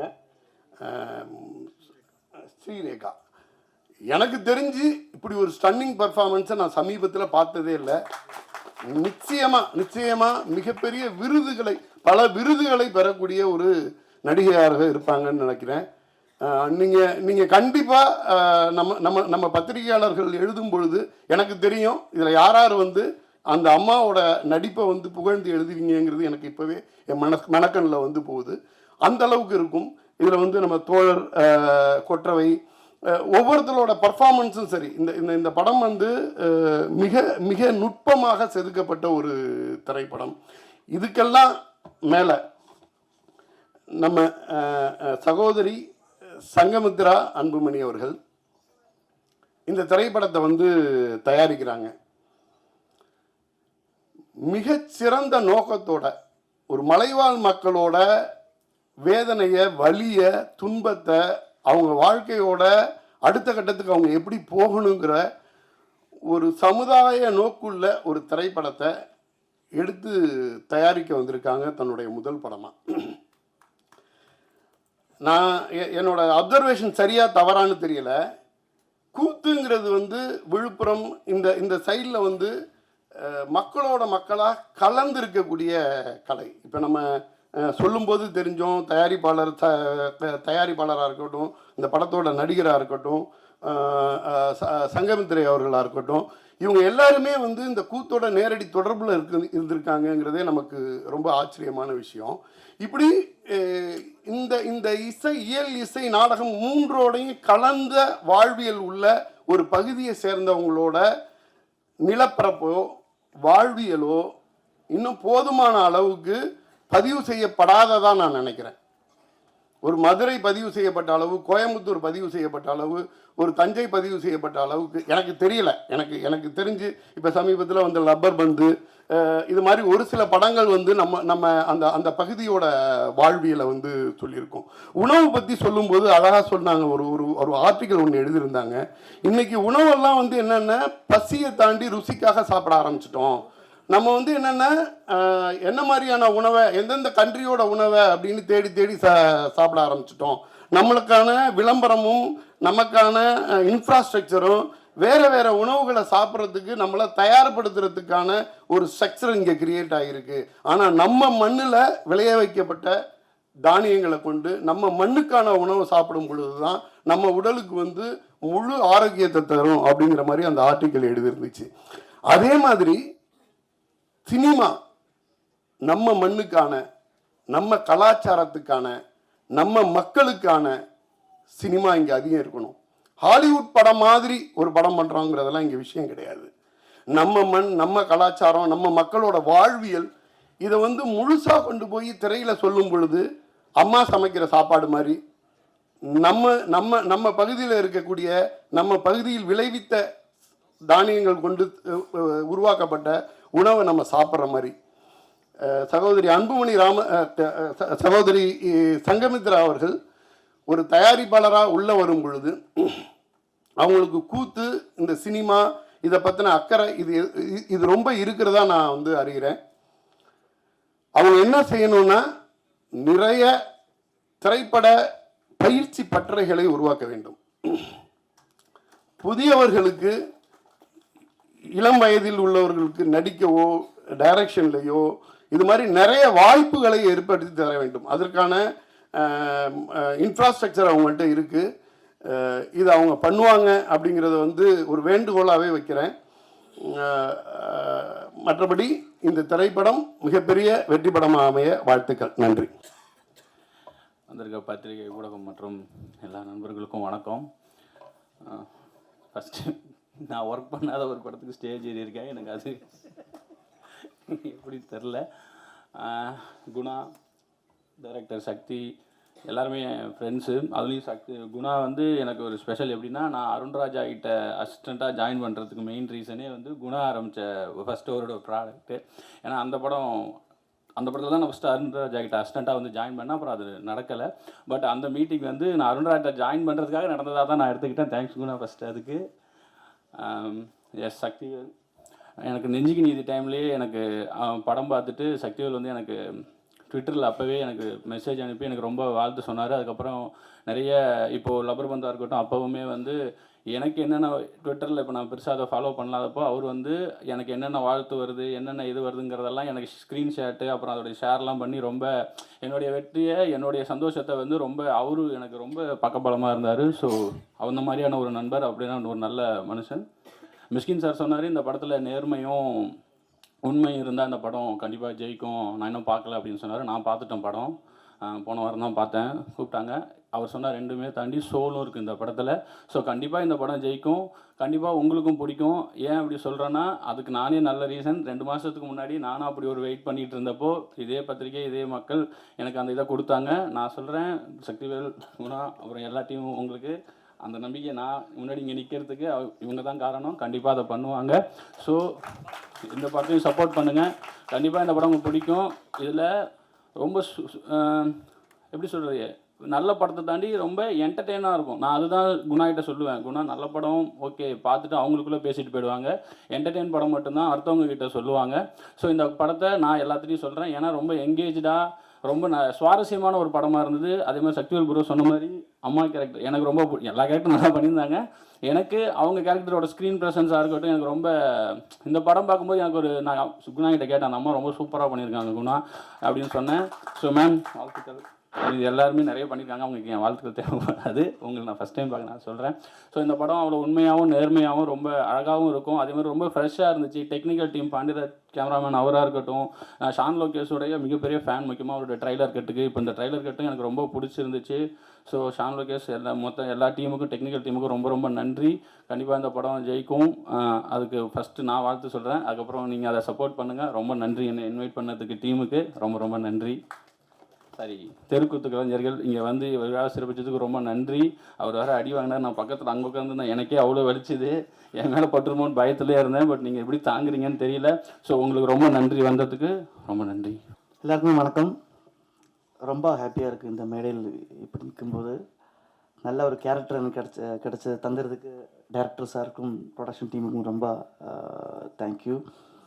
படம் 27th ரிலீஸ் பண்ண போகிறேன். கண்டிப்பாக எல்லாருமே படம் பார்க்கணும்.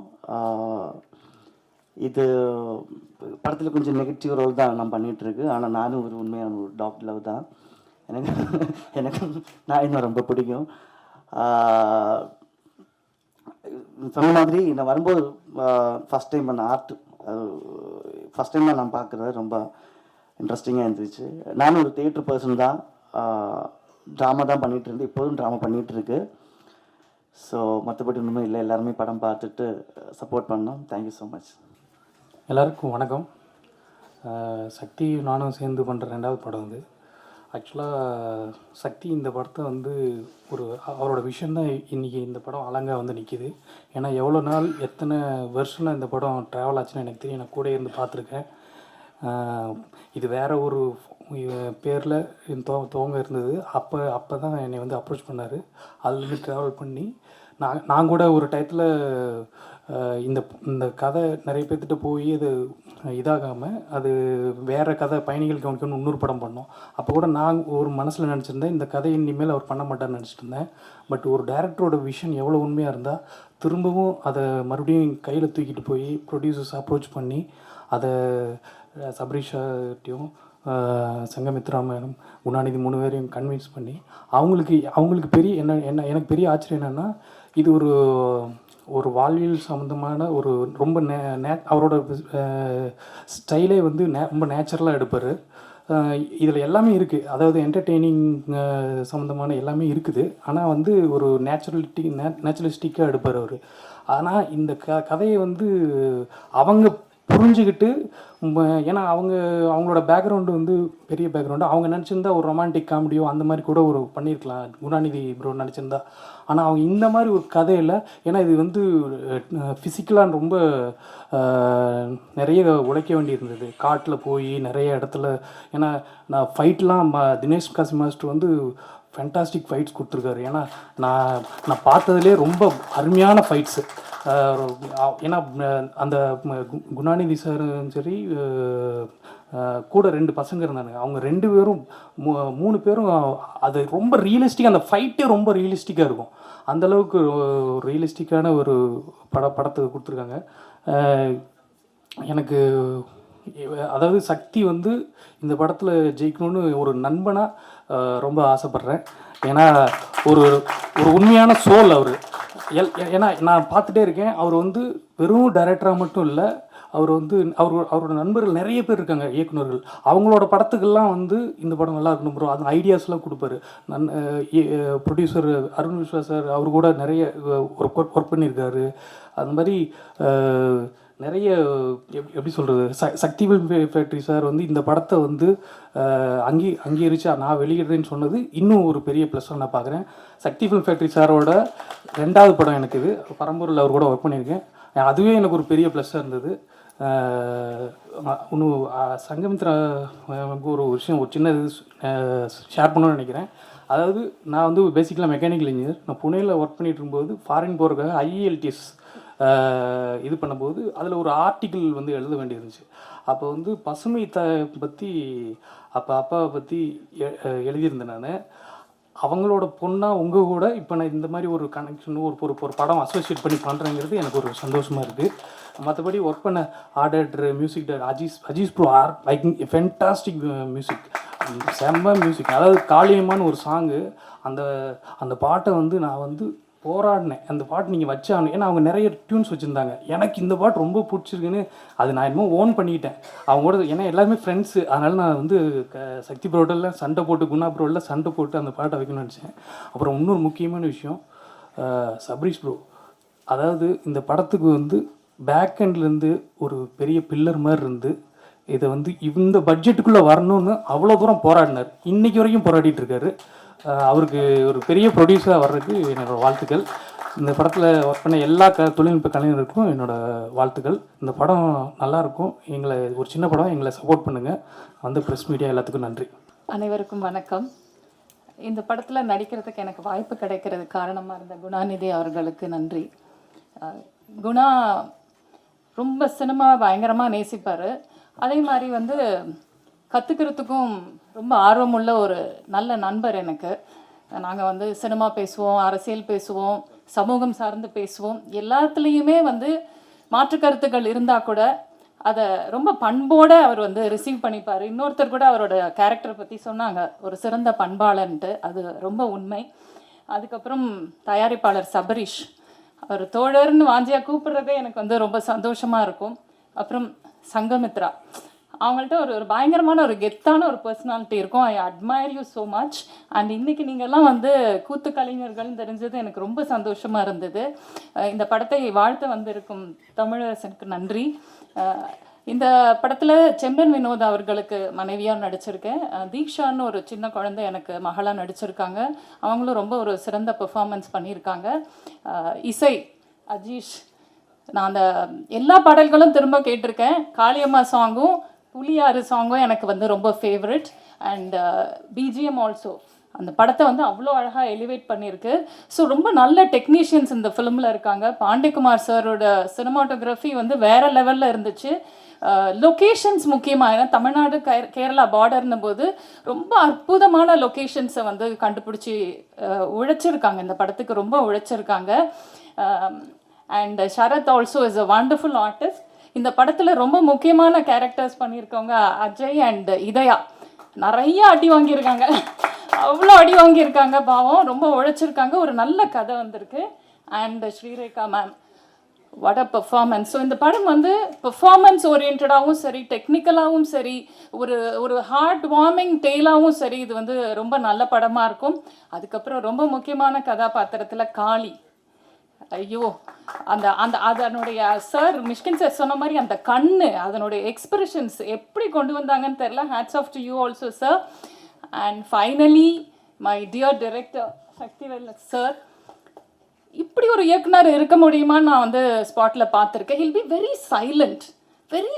அவர் பேச மாட்டார், அவர் படம் தான் பேசும். கண்டிப்பாக இந்த படத்தை பற்றி நீங்கள் எல்லாம் பேசுவீங்கன்னு நான் நம்புகிறேன். இங்கே வந்து சப்போர்ட் பண்ணதுக்கு நன்றி. இந்த படத்தை பார்த்து நீங்கள் வந்து இதை கொண்டு போய் சேர்க்கறதுக்கு உங்களுடைய சப்போர்ட் ரொம்ப தேவை. வந்திருக்கக்கூடிய ப்ரெஸ் அண்ட் மீடியா எல்லாருக்கும் ரொம்ப நன்றி. வாய்ப்பு கொடுத்ததுக்கும் நன்றி. சக்திவேலன் சார் டிஸ்ட்ரிபியூஷன், பேச்சுலருக்கும் அவங்க தான் டிஸ்ட்ரிபியூஷன், இந்த படமும் அவங்க தான் டிஸ்ட்ரிபியூஷன் என்னும்போது I was very happy. Because எல்லாரும் சொல்கிற மாதிரி சார் என்டார்ஸ் பண்ணுற படம் அப்படின்னா அதுவும் வந்து ஒரு ஸ்டாண்டர்டாக இருக்கும். So thank you sir. எல்லாருக்கும் வணக்கம். நான் இங்கேருந்து யோசிச்சுட்டு இருந்தேன், என்ன தமிழில் நான் என்ன பேசுவேன்னு நினச்சிட்டு இருந்தேன். நான் தமிழ் எனக்கு அவ்வளோ வராதுங்க. நான் கேரளாவில் தான், கேரளாவிலிருந்து வரோம்.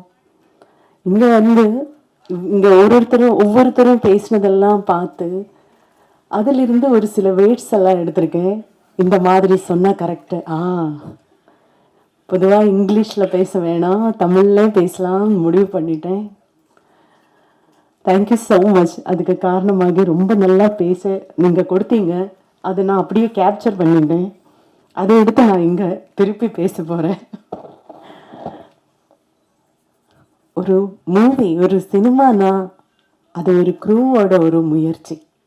அந்த க்ரூவோட ஒரு கான்ஃபிடென்ஸ் லெவல் அந்த மூவி பண்ணும்போது அதில் எவ்வளவு அவங்க திறமைப்படுறாங்க, அவங்க எவ்வளவு அந்த சிரமம் அதை மூவிக்காக கொடுக்குறாங்க, அதே பேஸ் பண்ணி தான் இருப்பாங்கன்னு நான் நினைக்கிறேன். எனக்கு ஒரு மூவி க்ரூவை நான் அங்கே பார்த்ததே கிடையாதுங்க. நான் ஒரு ஃபேமிலியாகத்தான் பார்த்தேன். ஒரு ஃபுல் ஃபேமிலி அங்கே இருந்தாங்க.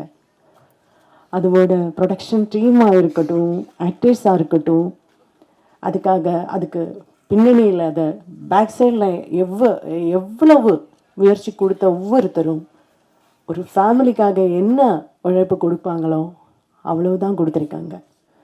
நான் என்ன ஒரு டிஃப்ரெண்டான ஒரு ஆர்டிஸ்டாக அங்கே பார்த்தது கிடையாது. ஏன்னா என்னையும் அவங்க கூட்டத்திலே சேர்த்துட்டாங்க.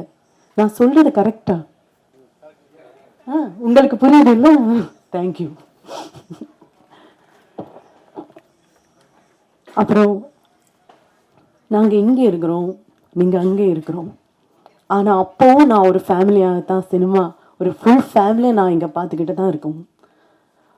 நாங்கள் யாருக்காக ஒர்க் பண்ணுறோம், அந்த ஒர்க்கை மக்களுக்காக, அந்த ஒர்க்கை வந்து தேங்க்யூ, அந்த ஒர்க்கை வந்து மக்களுக்காக நீங்கள் தான் அந்த ஒர்க்கை பற்றி எல்லார்கிட்டையும் சொல்ல போகிறீங்க. நாங்கள் என்ன சிரமம் அதுக்காக கொடுத்துருக்கோம், அதெல்லாமே நீங்கள் வழியாக தான் வெளியில் வர போகிறீங்க. அதுவும் ரொம்ப எனக்கு அது ரொம்ப பெருமையாக இருக்குது. அதுக்கு பார்க்கும்போது ஒவ்வொருத்தரும் உங்களை பற்றி சொல்கிறாங்க. ரொம்ப ஹாப்பியாக இருக்கேன், ரொம்ப சந்தோஷமாக இருக்கேன். அப்புறம் தன் குருக்களை, ஏன்னா குருவாக இருக்கிறவங்களுக்கு ஆதரவு கொடுத்துட்டு தான் இந்த விழாவை, இந்த ப்ரோக்ராமே இங்கே நடத்திட்டோம். அதுவே ஒரு குருவுக்கு கொடுக்குற ஆதரவே ஒரு blessing மாதிரி தாங்க. அப்போவே மனசு ரொம்ப நிறைஞ்சு போச்சு. ஏன்னா அவ்வளவு ஆர்டிஸ்டுகள் இருக்காங்கல்ல, வாழ்வு பூரா அவங்க கலைக்காக பொழிச்சுக்கிட்டு எத்தனை நாள் கழிஞ்சாலும் அவங்களுக்கு அவங்க நினைக்கிற மாதிரி ஒரு சில வேலைகளை எத்த முடியாமல் போயிருக்கலாம். ஆனாலும் அவங்களுக்கு கிடைக்கிற பெரிய மதிப்பு என்னன்னா அந்த கைத்தட்டு தான், அந்த பாராட்டு தான். அவங்களுக்கு எவ்வளோ அடி வாங்கும்போது நான் ஐயோன்னு நான் கற்றுக்கிட்டேன் அங்கே இருந்தேன். ஐயோ, அப்போது என் பக்கத்தில் இருந்த அவருக்கு சொல்லிட்டாங்க, இல்லைம்மா வலிக்காது அவங்களுக்கு. அப்படிதான் நிஜமா சார், உங்களுக்கு வலிச்சிருக்கு சார். ஆனால் அந்த வலியை தாங்கிக்கிட்டு அவங்க இங்கே நின்று நம்ம எல்லாருக்காக அவங்க அப்படியே அவங்க ப்ரோக்ராமே அவங்க கண்டினியூ பண்ணிட்டாங்க. ஐயோ, அப்புறம் என்னை இந்த கூட்டத்தில் சேர்த்ததுக்கு ரொம்ப சந்தோஷம். என்கிட்ட யாரும் அவ்வளோ பேசுனது கிடையாது. என்கிட்ட லொக்கேஷனில் யாரும் பேசாமல் இருந்தீங்க. நான் மலையாளியான தமிழ் வராது, அதனால தான் இல்லை, என் மூஞ்சி அப்படியே இருக்குமா, அது கேரக்டராக தான் இருந்தோம். உண்மையிலே நான் அவ்வளோ ஸ்ட்ராங் கிடையாது. அதில் ஒரே முழிப்பாக இருக்கும், கண்ணெல்லாம் அப்படியே முழிச்சுக்கிட்டு இருக்கும். ஒருவேளை என் பையன் பயந்துட்டாங்களோ போல இருக்கு, தெரியாது. ஆனால் ரொம்ப சந்தோஷமாக இருக்கேன். எனக்கு இங்கே என்னை கூப்பிட்டு உங்களை எல்லாம் பார்க்குறதுக்கு ஒரு வாய்ப்பு கொடுத்தீங்க. அவ்வளவு பெரிய very honourable people they are. அவங்க கூட இங்கே வேதியில் என்னை உட்கார வச்சு என் பேரை சொல்லி என் நடிப்பு நல்லா இருக்கேன்னு சொல்லிங்களே, ரொம்ப சந்தோஷமாக இருக்குது. இந்த படம் சக்திவேல் சாரோட படம், அதுக்குன்னு ஒரு தனி எக்ஸ்பெக்டேஷன் இருக்கும்னு நினைக்கிறேன். எனக்கு தெரியுமே அந்த எக்ஸ்பெக்டேஷன் இந்த படத்துலேயும் இருக்கும். நீங்கள் எக்ஸ்பெக்ட் பண்ண மாதிரி அதை விட பெரிய அளவில் இந்த படம் வந்திருக்கும்னு எல்லார்கிட்டே இருந்து நீங்கள் தெரிஞ்சிட்டீங்க. நான் இந்த வரைக்கும் படம் பார்த்ததே இல்லை. எல்லாரும் சொல்கிறீங்க, நான் அப்படியே முடிச்சுக்கிட்டே இருக்கேன். ஐயோ, நான் படம் பார்த்ததே இல்லைங்க, இனிமேல் தான் பார்க்கணும். உங்கள் கூடவே இருந்து நான் பார்க்குறேன்னு நினைக்கிறேன். இந்த படத்துக்காக உங்கள் வாழ்த்துக்கள் தேவை, உங்கள் சப்போர்ட் தேவை, உங்கள் பிளெஸிங்ஸ் தேவை. அதே மாரி கடவுளோட பிளெஸிங்ஸ் இந்த ஃபுல் கோர் டீமில் ஒவ்வொருத்தர் கூடயும் இருக்கிறோம். அந்த மாதிரி நான் வேண்டிக்கிறேன். Thank you so much. என் தமிழை நீங்கள் அப்படியே பொறுத்து இருந்ததுக்கு தேங்க்யூ ஸோ மச். சக்தி எனக்கு ஒரு மோர் தென் ஒரு 15 இயர்ஸ் ஃப்ரெண்டு, ரொம்ப நெருங்கிய நண்பர். நான் இங்கே தொலைக்காட்சியில் ஆரம்பித்து அதுக்கப்புறமா அசிஸ்டன்ட் டைரக்டராக ட்ரை பண்ணிகிட்டு இருக்கும்போது, அதுக்கப்புறம் அசிஸ்டன்ட் டைரக்டராக ஒர்க் பண்ணிகிட்டு இருக்கும்போது, அந்த மாதிரினே என் கூட எப்போவுமே என்னோடய எல்லா முக்கியமான காலகட்டத்துலேயும் நம்ம இன்னும் ஒரு வளர்ச்சியை பார்க்காத ஆட்கள் தான் நான்லாம். பட் இது வரைக்கும் நான் என்னோடய லைஃப்பில் இருக்கிற எல்லா முக்கியமான ஸ்டேஜ்லேயும் என் கூடயே இருந்த ஒரு முக்கியமான ஃப்ரெண்டு சக்தி அவர்கள். ஸோ அவருக்கு இந்த படம் ஒன்று நடந்து அதில் நான் இங்கே ஒரு ஃப்ரெண்டாக இங்கே பேசுகிறதுல எனக்கு ரொம்ப ரொம்ப மகிழ்ச்சி. இந்த வாய்ப்பு அவருக்கு கொடுத்த சபரீஷ் அவர்களுக்கும், சங்கமித்ரா அவர்களுக்கும், நண்பர் குணநிதி அவர்களுக்கும் எல்லாத்துக்குமே ரொம்ப ரொம்ப நன்றி. நான் அவர் சார்பாக நன்றி சொல்ல நினைக்கிறேன். ஏன்னா எனக்கு தெரிஞ்சு இருக்கிறதுலே ஒரு டீமில் நிறையா பேச வேண்டியது டைரக்டர் தான். அவர் ஃபஸ்ட்டு பேசிட்டு உட்காந்துட்டார். மேபி மிஷ்கின் சார் இருந்தாலும் நினைக்கிறேன். எல்லாம் பேசி முடிச்சிட்டப்புறம் திரும்ப சக்தி ஒரு தடவை பேசணும் கண்டிப்பாக. டைம் ஆகிருக்கும், உங்களுக்கு எல்லாம் பொறுமையாக இருந்தாலும். பட் ஒரு இயக்குனராக அவர் பேசிட்டு போகணுன்னு நான் ஆசைப்பட்றேன். சக்தி டைரக்டராக ஒரு 2 படம் தான் இதுக்கு முன்னாடி பண்ணியிருக்காரு. இது 3ஆவது படம் அவருக்கு. பட் ஒரு 15-16 வருஷத்தில் எனக்கு சக்தி ஒரு 16 வருஷமாக தெரியும். பட் அதுக்கு முன்னாடி சக்தி இங்கே சினிமாவில் ஒர்க் பண்ணிட்டு தான் இருக்கார். அவர் பேசிக்கலாகவே ஒரு எடிட்டராக லைஃப்பை ஸ்டார்ட் பண்ண ஒருத்தர். அப்புறம் மிஷ்கின் சார் கூட ஒர்க் பண்ணியிருக்காரு. அப்புறம் நிறைய நண்பர்கள் கூட ஒர்க் பண்ணியிருக்காரு. பட் அவர் இயக்குனது இதுக்கு முன்னாடி ஒரு 2 படமாக இருந்தாலும் கடந்த ஒரு 16-17 வருஷத்தில் சக்தி கிட்டத்தட்ட எனக்கு தெரிஞ்சு ஒரு ஒரு ஒரு 50 to 100 ஃபிலிம்ஸ்லேயாவது அவரோட பேர் ஒன்றா போஸ்டரில் வந்திருந்தாலும் சரி, வராட்டியாலும் சரி, இதே இடத்துல அவர் இந்த கதவு பக்கத்தில் இங்கே அங்கேன்னு அவர் நின்று அங்கே தூரத்துலேருந்து மற்றவங்க பேசுகிறத பார்த்து ரசித்து அவங்களோட க்ரோத்துக்காக அவ்வளோ வேலைகளையும் அவ்வளோ எஃபர்ட்டை போட்ட ஒரு ஆள் இருந்தார் சக்தி. அவர் ஒரு எந்த எதிர்பார்ப்பும் இல்லாமல் ஃப்ரெண்ட்ஸுக்காக போய் எல்லா இடத்துலையும் நிற்கக்கூடிய ஒரு ஆள். அது சினிமாவில் காமிச்சா கூட நம்ம ரொம்ப கிரிஞ்சாக இருக்குது, எக்ஸாஜரேட் பண்ணுறாங்கன்னு சொல்லிடுவோம் ஈஸியாக. பட் நிஜமாலுமே சக்தி மாதிரி ஒருத்தர் இருக்காருன்றது நம்மளுக்கு பழகவே இப்படி உண்மையாலுமே இப்படி ஒரு ஆள் இருக்காரா அப்படின்ற மாதிரி ஒரு மனுஷன் அவர். ஒரு எக்ஸ்ட்ராடனரியான ஒரு ஒரு ஒரு டைரக்ஷன் ஸ்கில் இருக்கிற ஒரு ஆள், ஒரு எடிட்டிங் ஸ்கில் இருக்கிற, ஒரு ஸ்டோரி நரேட்டிவ் ஸ்கில் இருக்கிற ஒரு பர்சன். அவரோட உரிமையிலையுமே அவரோட இந்த ஃபிலிம் லாங்குவேஜும் சரி, ஒரு விஷுவல் சென்ஸும் அதில் நம்ம பார்க்க முடியும். பட் இதில் வந்து இன்னும் நான் இந்த படம் கூப்பிட்டு போகும்போது நான் ஓகே, ஒரு குணநிதி அவர்களும் இப்போ தான் நடிக்க ஆரம்பிக்கிறாங்க, ஒரு ஃபஸ்ட் டைம் ஃபிலிம் ப்ரொடியூஸ் பண்ணியிருக்காங்க. நான் ஒரு சின்ன படமாக தான் நான் எதிர்பார்த்து போனேன். பட் ஒரு விஷுவலும் சரி, அந்த லொக்கேஷன்ஸும், பாண்டியோட கேமரா ஒர்க்கும் சரி, அஜீஷோட மியூசிக்கும் சரி, அப்புறம் ஸ்டண்ட் பண்ண அவரோட சரி, எக்ஸ்ட்ரானரியாக இருந்தது.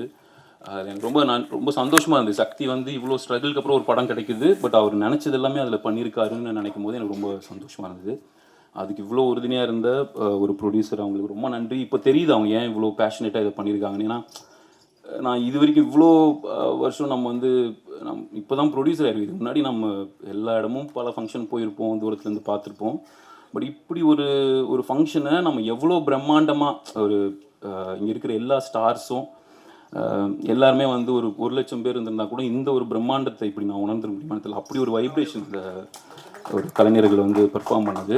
அது நான் இப்போ ஒரு மேடை நாகரிகத்துக்காக சொல்லணுன்றது இல்லை, உண்மையாலுமே நான் இதை எதிர்பார்க்கல. நான் வந்து வேறு ஏதோ ஒரு அவசரத்தில் வந்து உட்காந்தோம், அப்படியே ஃபோனை நோண்டிகிட்டே இருக்கோம், எல்லாம் பார்க்குறோம். பட் அந்த அட்டென்ஷனை கிராப் பண்ண விதமே, இப்போது எல்லா டைரக்டருக்கும் ஒரு ஆர்ட் ஃபார்மில் இருக்கவங்க அதுதான் ஃபஸ்ட்டு வேணும். ஏன்னா எல்லாருமே அவங்கவுங்களோட ஒரு பிரச்சனைலேருந்து வருவாங்க 1008 இதில். அவங்க அட்டென்ஷன் நம்ம எப்படி கிராப் பண்ண போகிறோம், இந்த நியூஸை எப்படி நான் வெளியில் என்னோடய விஷயத்தை நான் எப்படி அவங்களுக்கு சொல்ல போகிறேன் அப்படின்றது இருக்குல்ல, அவங்க அதை பண்ண விதமே ரொம்ப சூப்பராக இருந்தது. அது அந்த ஒரு இனிஷியேட்டிவ் எடுத்த சக்திக்கும் சரி, ப்ரொடியூசர்ஸ் அண்ட் டீம் எல்லாத்துக்குமே ரொம்ப நன்றி.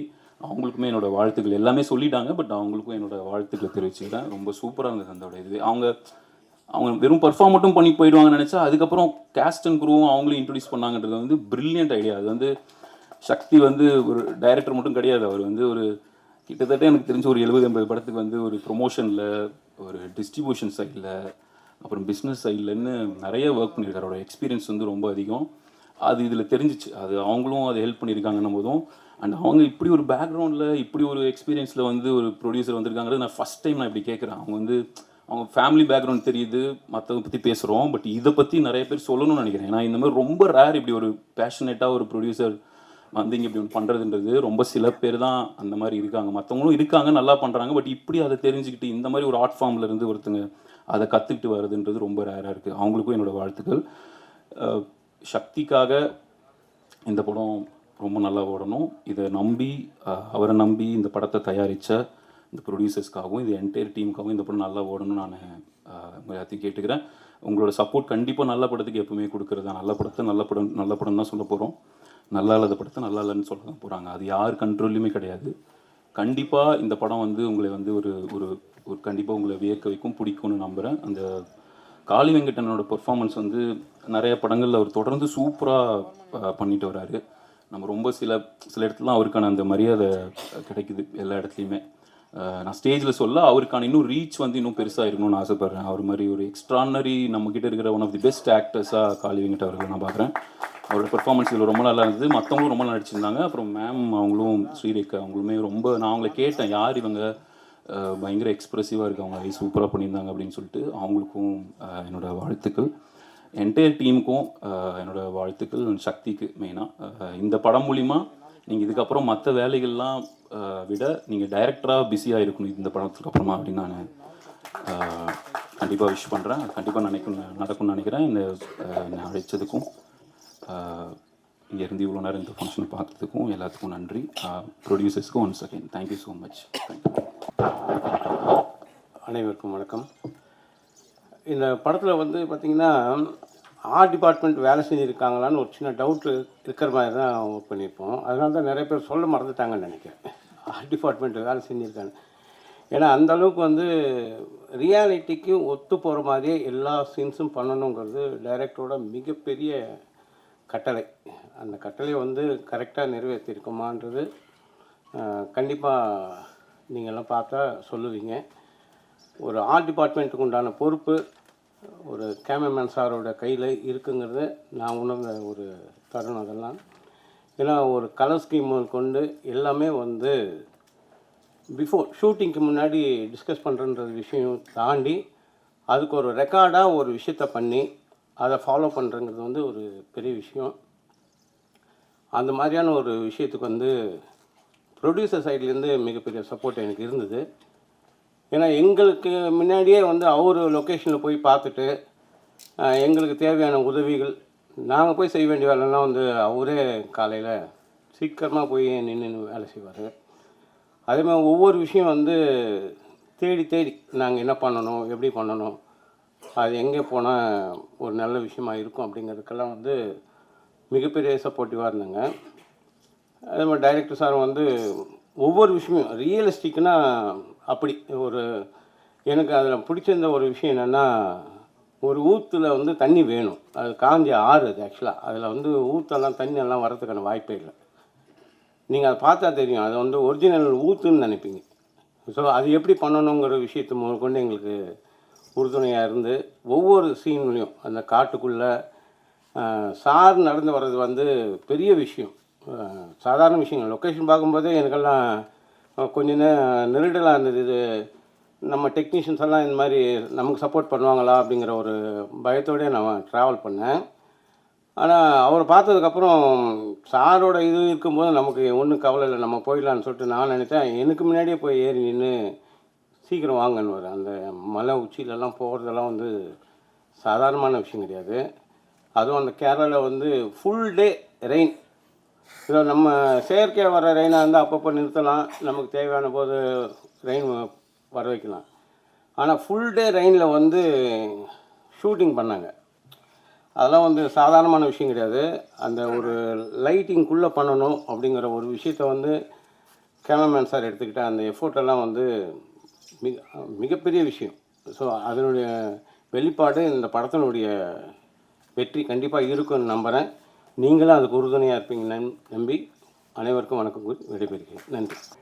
மேடையில் வந்து நிறைய பேர் இருக்காங்க, எல்லாருக்கும் வணக்கம். அண்ட் எங்களுக்கு வந்து கெஸ்ட்டாக வந்து எங்களோட படத்தை வந்து இப்படி இன்ஃபேக்ட் படத்தை பார்த்துருக்கீங்க, 2 பேரும் பார்த்து எங்களுக்கு இங்கே வந்து நீங்கள் பெரிய பூஸ்டாக எங்களுக்கு வந்து இங்கே வந்திருக்கீங்க. Thank you so much. படத்தை பற்றி சொல்கிறதுக்கு முன்னாடி இங்கே கூத்து கலைஞர்கள் இவங்க பெர்ஃபார்ம் பண்ணும்போது எனக்கு ஒரே விஷயம் தான் தோணுச்சு. என்னென்னா வந்து சாஃப்ட்வேரை நாங்கள் பண்ணுற மியூசிக்கே இல்லைங்க, இவங்க வந்து இங்கே அது பெர்ஃபார்ம் பண்ணுறாங்க. அந்த வைப்ரேஷன் இருக்குல்ல, அது வந்து ஏதோ ஒன்று பண்ணுச்சு எனக்கு. ரொம்ப ரொம்ப சந்தோஷம் அவங்கள இங்கே கொண்டு வந்து இங்கே இந்த மாதிரி ஒரு இது பண்ணது. அண்ட் எனக்கு வந்து இந்த படம் அலங்குங்கிற படம் வந்து ரொம்ப வருஷத்துக்கு அப்புறம் தியேட்டர் ரிலீஸ் இந்த படம். ஏன்னா வந்து வெப் சீரிஸாக பண்ணியிருக்கேன், அப்புறம் வந்து ஓடிடி ஃபிலிம்ஸாக பண்ணியிருக்கேன்.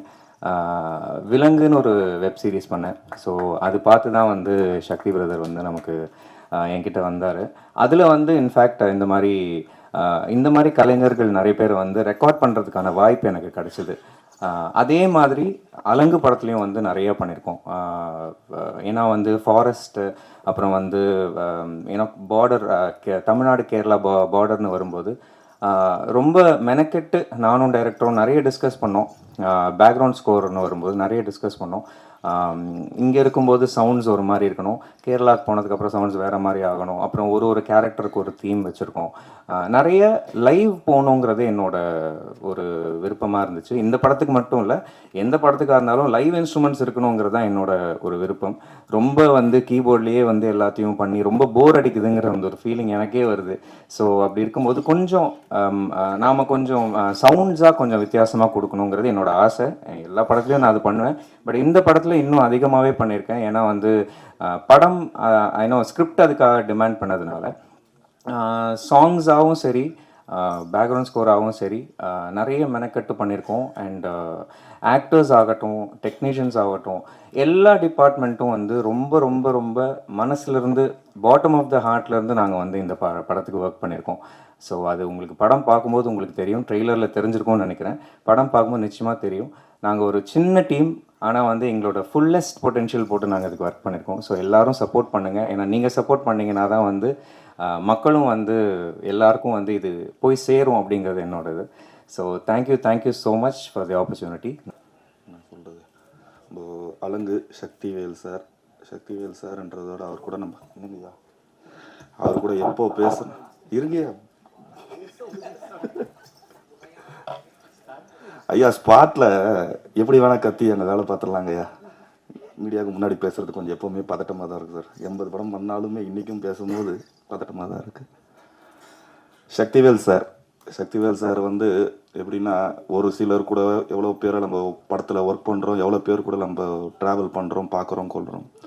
ஆனால் அவர் கூட வந்து எப்படின்னா ஒரு குடும்ப உறுப்பினர், என் அண்ணனோ தம்பி, என் குடும்பத்தில் ஒருத்தராக தான் அவர் கூட இன்றைய வரைக்கும் பழகுறோம். அப்போ ஏற்பட்ட நல்ல மனசுக்கு சொந்தக்காரர். அவர் நல்லா இருக்கணும்னு நினைக்கிறதோட கூட இருக்கிற இந்த படத்தில் வேலை செஞ்ச ஒருத்தரும் நல்லா வரணும்னு நினைக்கிறதுல அவரை எப்படி சொல்கிறது, அவரை மிஞ்சிக்கிற ஆள் இல்லை. அப்பேற்பட்ட நல்ல மனசுக்கு சொந்தக்காரர் அவர். அடுத்து நம்ம ஹீரோ டிஜி. இந்த படத்தில் வந்து காடு, மலை மூணுமே, ஏன்னா வெறுமே அவங்களுக்கு கொடுக்குறது எல்லாமே இயக்குனர் வந்து கொடுக்குற இடமே வந்து ஒரு முள் புதரு இல்லை ஒரு மலை, இல்லை மலையிலேருந்து கீழே விழுந்தா போய் சேர்கிற இடமா தான் இருக்கும். அந்த மாதிரி இடத்துல தான் ஃபுல் படமே வேலை பார்த்துருக்குறோம். ஒரு இடத்துக்கு திடீர்னு கூட்டம் போயிட்டு ஃபுல்லாக முள்ள இருக்கும். இங்கே ஓட சொல்லுங்கள், இங்கே சேஸ் எடுக்கலாம் சார். என்ன சார் பண்ணுறது, இங்கே சேஸ் எடுக்கலான்றீங்க. இல்லை பண்ணல. ஆனால் அது எல்லாத்தையுமே மனக்கெட்டு எந்த ஒரு இடத்துலையும் முகம் சுளிக்காமல் அவ்வளோ கால் வலிகள் இருந்தும் எல்லாத்தையும் பொறுத்துக்கிட்டு கிட்டத்தட்ட ஒரு 15-20 நாள் ஆக்ஷன் சீக்வன்ஸ் நான் ஒர்க் பண்ணியிருப்பேன். 20 நாள்லுமே ஓட விட்டு அவரை அவ்வளோ கொடுமைப்படுத்தியிருக்கிறேன் இந்த படத்தில். அது இல்லாமல் கூட ஒரு 2 பசங்க இருக்கிறாங்க. அதாவது அந்த 2 பசங்க ப்ளஸ் வந்து ஹீரோ 3 பேருமே மேக்கப் பிளட்டு போடுவாங்க. ஷார்ட்டு முடிஞ்சோடனே பிளட்டை துடைப்பாங்க. கூட உள்ளே பார்த்தீங்கன்னா நெஜ பிளட் வெளியே வந்துட்டு இருக்கும். மாஸ்டர் இது நெஜ பிளட் மாஸ்டர், மேக்கப்பு கிடையாது அப்படின்வாங்க. ஸோ அந்த அளவுக்கு மனக்கெட்டு கஷ்டப்பட்டு பண்ணியிருக்கிறாங்க. கண்டிப்பாக இந்த படம் அவங்களுக்கு ஒரு மிகப்பெரிய பேர் வாங்கி கொடுக்கும்னு நினைக்கிறேன். அதே மாதிரி டிஜி ப்ரோ இது ஃபஸ்ட்டு படம் ஃபைட்டு பண்ணுற மாதிரியே கிடையாது. எனக்கு ஃபஸ்ட்டு ஃபைட்டு நான் பண்ணும்போதே அவ்வளோ ஒரு எக்ஸ்பீரியன்ஸான ஒரு ஆக்டர் எந்த அளவுக்கு பண்ணுவாங்களோ அந்த அளவுக்கு அவர் பண்ணியிருக்காரு. தேங்க்யூ டிஜி ப்ரோ. கண்டிப்பாக டிஜி ப்ரோ அந்த 2 பசங்க கண்டிப்பாக அவங்க சப்போர்ட் இல்லைன்னா இந்த அளவுக்கு நான் பண்ணியிருக்க முடியுமான்னு எனக்கு தெரியல. தேங்க்யூ. அண்ட் தென் அடுத்ததாக நம்ம producers Sabari sir and Sanghamitra ma'am வந்து ஃபஸ்ட் டைம் நம்ம இந்த படத்தோடைய சில ஷோ பார்க்கும்போது பார்த்தேன். அவ்வளோ பெரிய இடத்துல இருந்தாலும் ஃபஸ்ட் டைம் அவங்கள பார்க்கும்போது அவ்வளோ ஒரு தன்மையோடு அவ்வளோ ஒரு சாஃப்டான நேச்சரை பார்த்து அவங்கக்கிட்ட அவ்வளோ நம்ம யார் என்னன்னு தெரியலனாலும் நம்ம சொல்லும் போது அவ்வளோ தன்மையோடு அவங்க அவ்வளோ சாஃப்டாக பேசும்போது அவ்வளோ சந்தோஷமாக இருந்தது மேம். தேங்க்யூ. சபரி சார், அதாவது இந்த படத்துக்கு பெரிய தூணுன்னா அவர் தான். காலையில் 6 மணிக்கு ஷூட்டிங்னா 5:30 மணிக்கே வந்து எல்லாத்தையும் அடித்து விரட்டி கூட்டின்னு வந்து ஸ்பாட்டில் நிற்க வச்சுருவார். 6 மணிக்கு நம்ம பேக்கப் பண்ணலான்னு நினச்சா என்ன 6 மணி தான் மாஸ்டர் ஆகுது, இன்னும் ஒரு 1/2 மணி நேரம் போகலாம் அப்படி போட்டு நம்மளை விரட்டுவார். 6:30 மணிக்கு சரி சார் லாஸ்ட் ஷாட் முடிச்சிடலான்னா, இருங்க மாஸ்டர் இன்னொரு வாட்டி பண்ணிடலாம், அந்த இன்னொரு கட்டு போகணுன்னு சொன்னீங்களே அது பண்ணிடலாமா அப்படின்னு. அப்படிலாம் வந்து ஸ்பாட்லேயே இருந்து ஒரு நாளும் வேலை பார்த்துருக்காரு. கண்டிப்பாக அவருக்கு இந்த படம் மிகப்பெரிய ஒரு வெற்றியை கொடுக்கணும். நீங்கள் எல்லாம் சப்போர்ட் பண்ணி கண்டிப்பாக இதுக்கப்புறமா அவங்க இந்த வெற்றி மூலயமா இன்னும் மேலும் நிறைய படங்கள் அவங்க பண்ணணும் நான் ஆசைப்பட்றேன். அதுக்கப்புறம் இந்த படத்தோட டீம், நம்ம கேமராமேன் சார், அதாவது அவர் விரட்டுவாருன்னு நம்ம சொன்னோம் பார்த்தீங்களா, அதுக்கப்புறம் அவரை ஷார்ட் ரெடி சார் போகலாம்னா நான் எப்போ ரெடி வாங்க போகலாம் அப்படின்வார். அவ்வளோ ஸ்பீடாக. ஏன்னா மேக்ஸிமம் நைட் ஷூட்டு அவ்வளோ இல்லை. ஒரு ஷார்ட்டுக்கு ஹை கிளைமேக்ஸ் தான் ஃபுல்லாக ஹை ஸ்பீட்ஸ் ஷார்ட்ஸ் நிறையா இருந்தால் அதுக்கு எக்ஸ்போஷர் கம்மியாக இருக்கும். அதுக்கேற்ற மாதிரி அவருக்கு டைம் கொடுத்தா தான் லைட் பண்ணுவோம். ஆனால் எல்லாமே டக்குன்னு அவ்வளோ வேகமாக ஓடுவார், அவ்வளோ வேகமாக வேலை பார்ப்பார். Thank you sir. கண்டிப்பாக நீங்கள் இல்லைன்னா இந்த படத்திற்கு நான் இவ்வளோ வேகமாக வேலை பார்த்துருக்க முடியுமா, இவ்வளோ நல்லா நான் பண்ணியிருக்க முடியுமான்னு எனக்கு தெரியல sir. Thank you Pandi sir. Order sir, எல்லா ஃபைட்டர்ஸுக்கும் வந்து ஒரு சில இடத்துல சேஃப்டி இருக்கும், நிறைய கிளாஸ் பிரேக்கு, நிறைய ப்ராப்பர்ட்டி பிரேக்ஸு எல்லாம் இருக்குது. ஏன்னா சில இடத்துல நம்மளுக்கே தெரியாமல் நம்ம வாங்குற இடத்துல கண்ணாடிங்கள்லாம் உடைக்கும் போது பெரிய பெரிய பீஸ் கண்ணாடியாக வரும். ஃபைட்டர்ஸ் அவ்வளோ கஷ்டப்படுவாங்க, அடிப்படுவாங்க, தையல் போடுவாங்க. ஆனால் இதில் அவர் கொடுத்த எல்லா ப்ராப்பர்ட்டியுமே எல்லா கிளாஸஸுமே அவ்வளோ நல்ல விதமாகவும் அவர் பார்த்து எடுத்துகிட்டு வந்து கொடுத்து ஒவ்வொருத்தருக்கு கூட ஒரு சின்ன கீரல் கூட படாத அளவுக்கு ஒரு ப்ராப்பர்ட்டிஸ் கொடுத்துருக்காரு. தேங்க்யூ ஆர்டருக்கு சார். அண்ட் தென் இவங்க ஸ்ரீலேகா மேடம் ஒரு ஃபைட்டு பண்ணியிருக்காங்க கிளைமேக்ஸில். டைரக்டர்ஸ் அப்படியா மன்னிச்சிருங்க சார். சரிங்க சார்.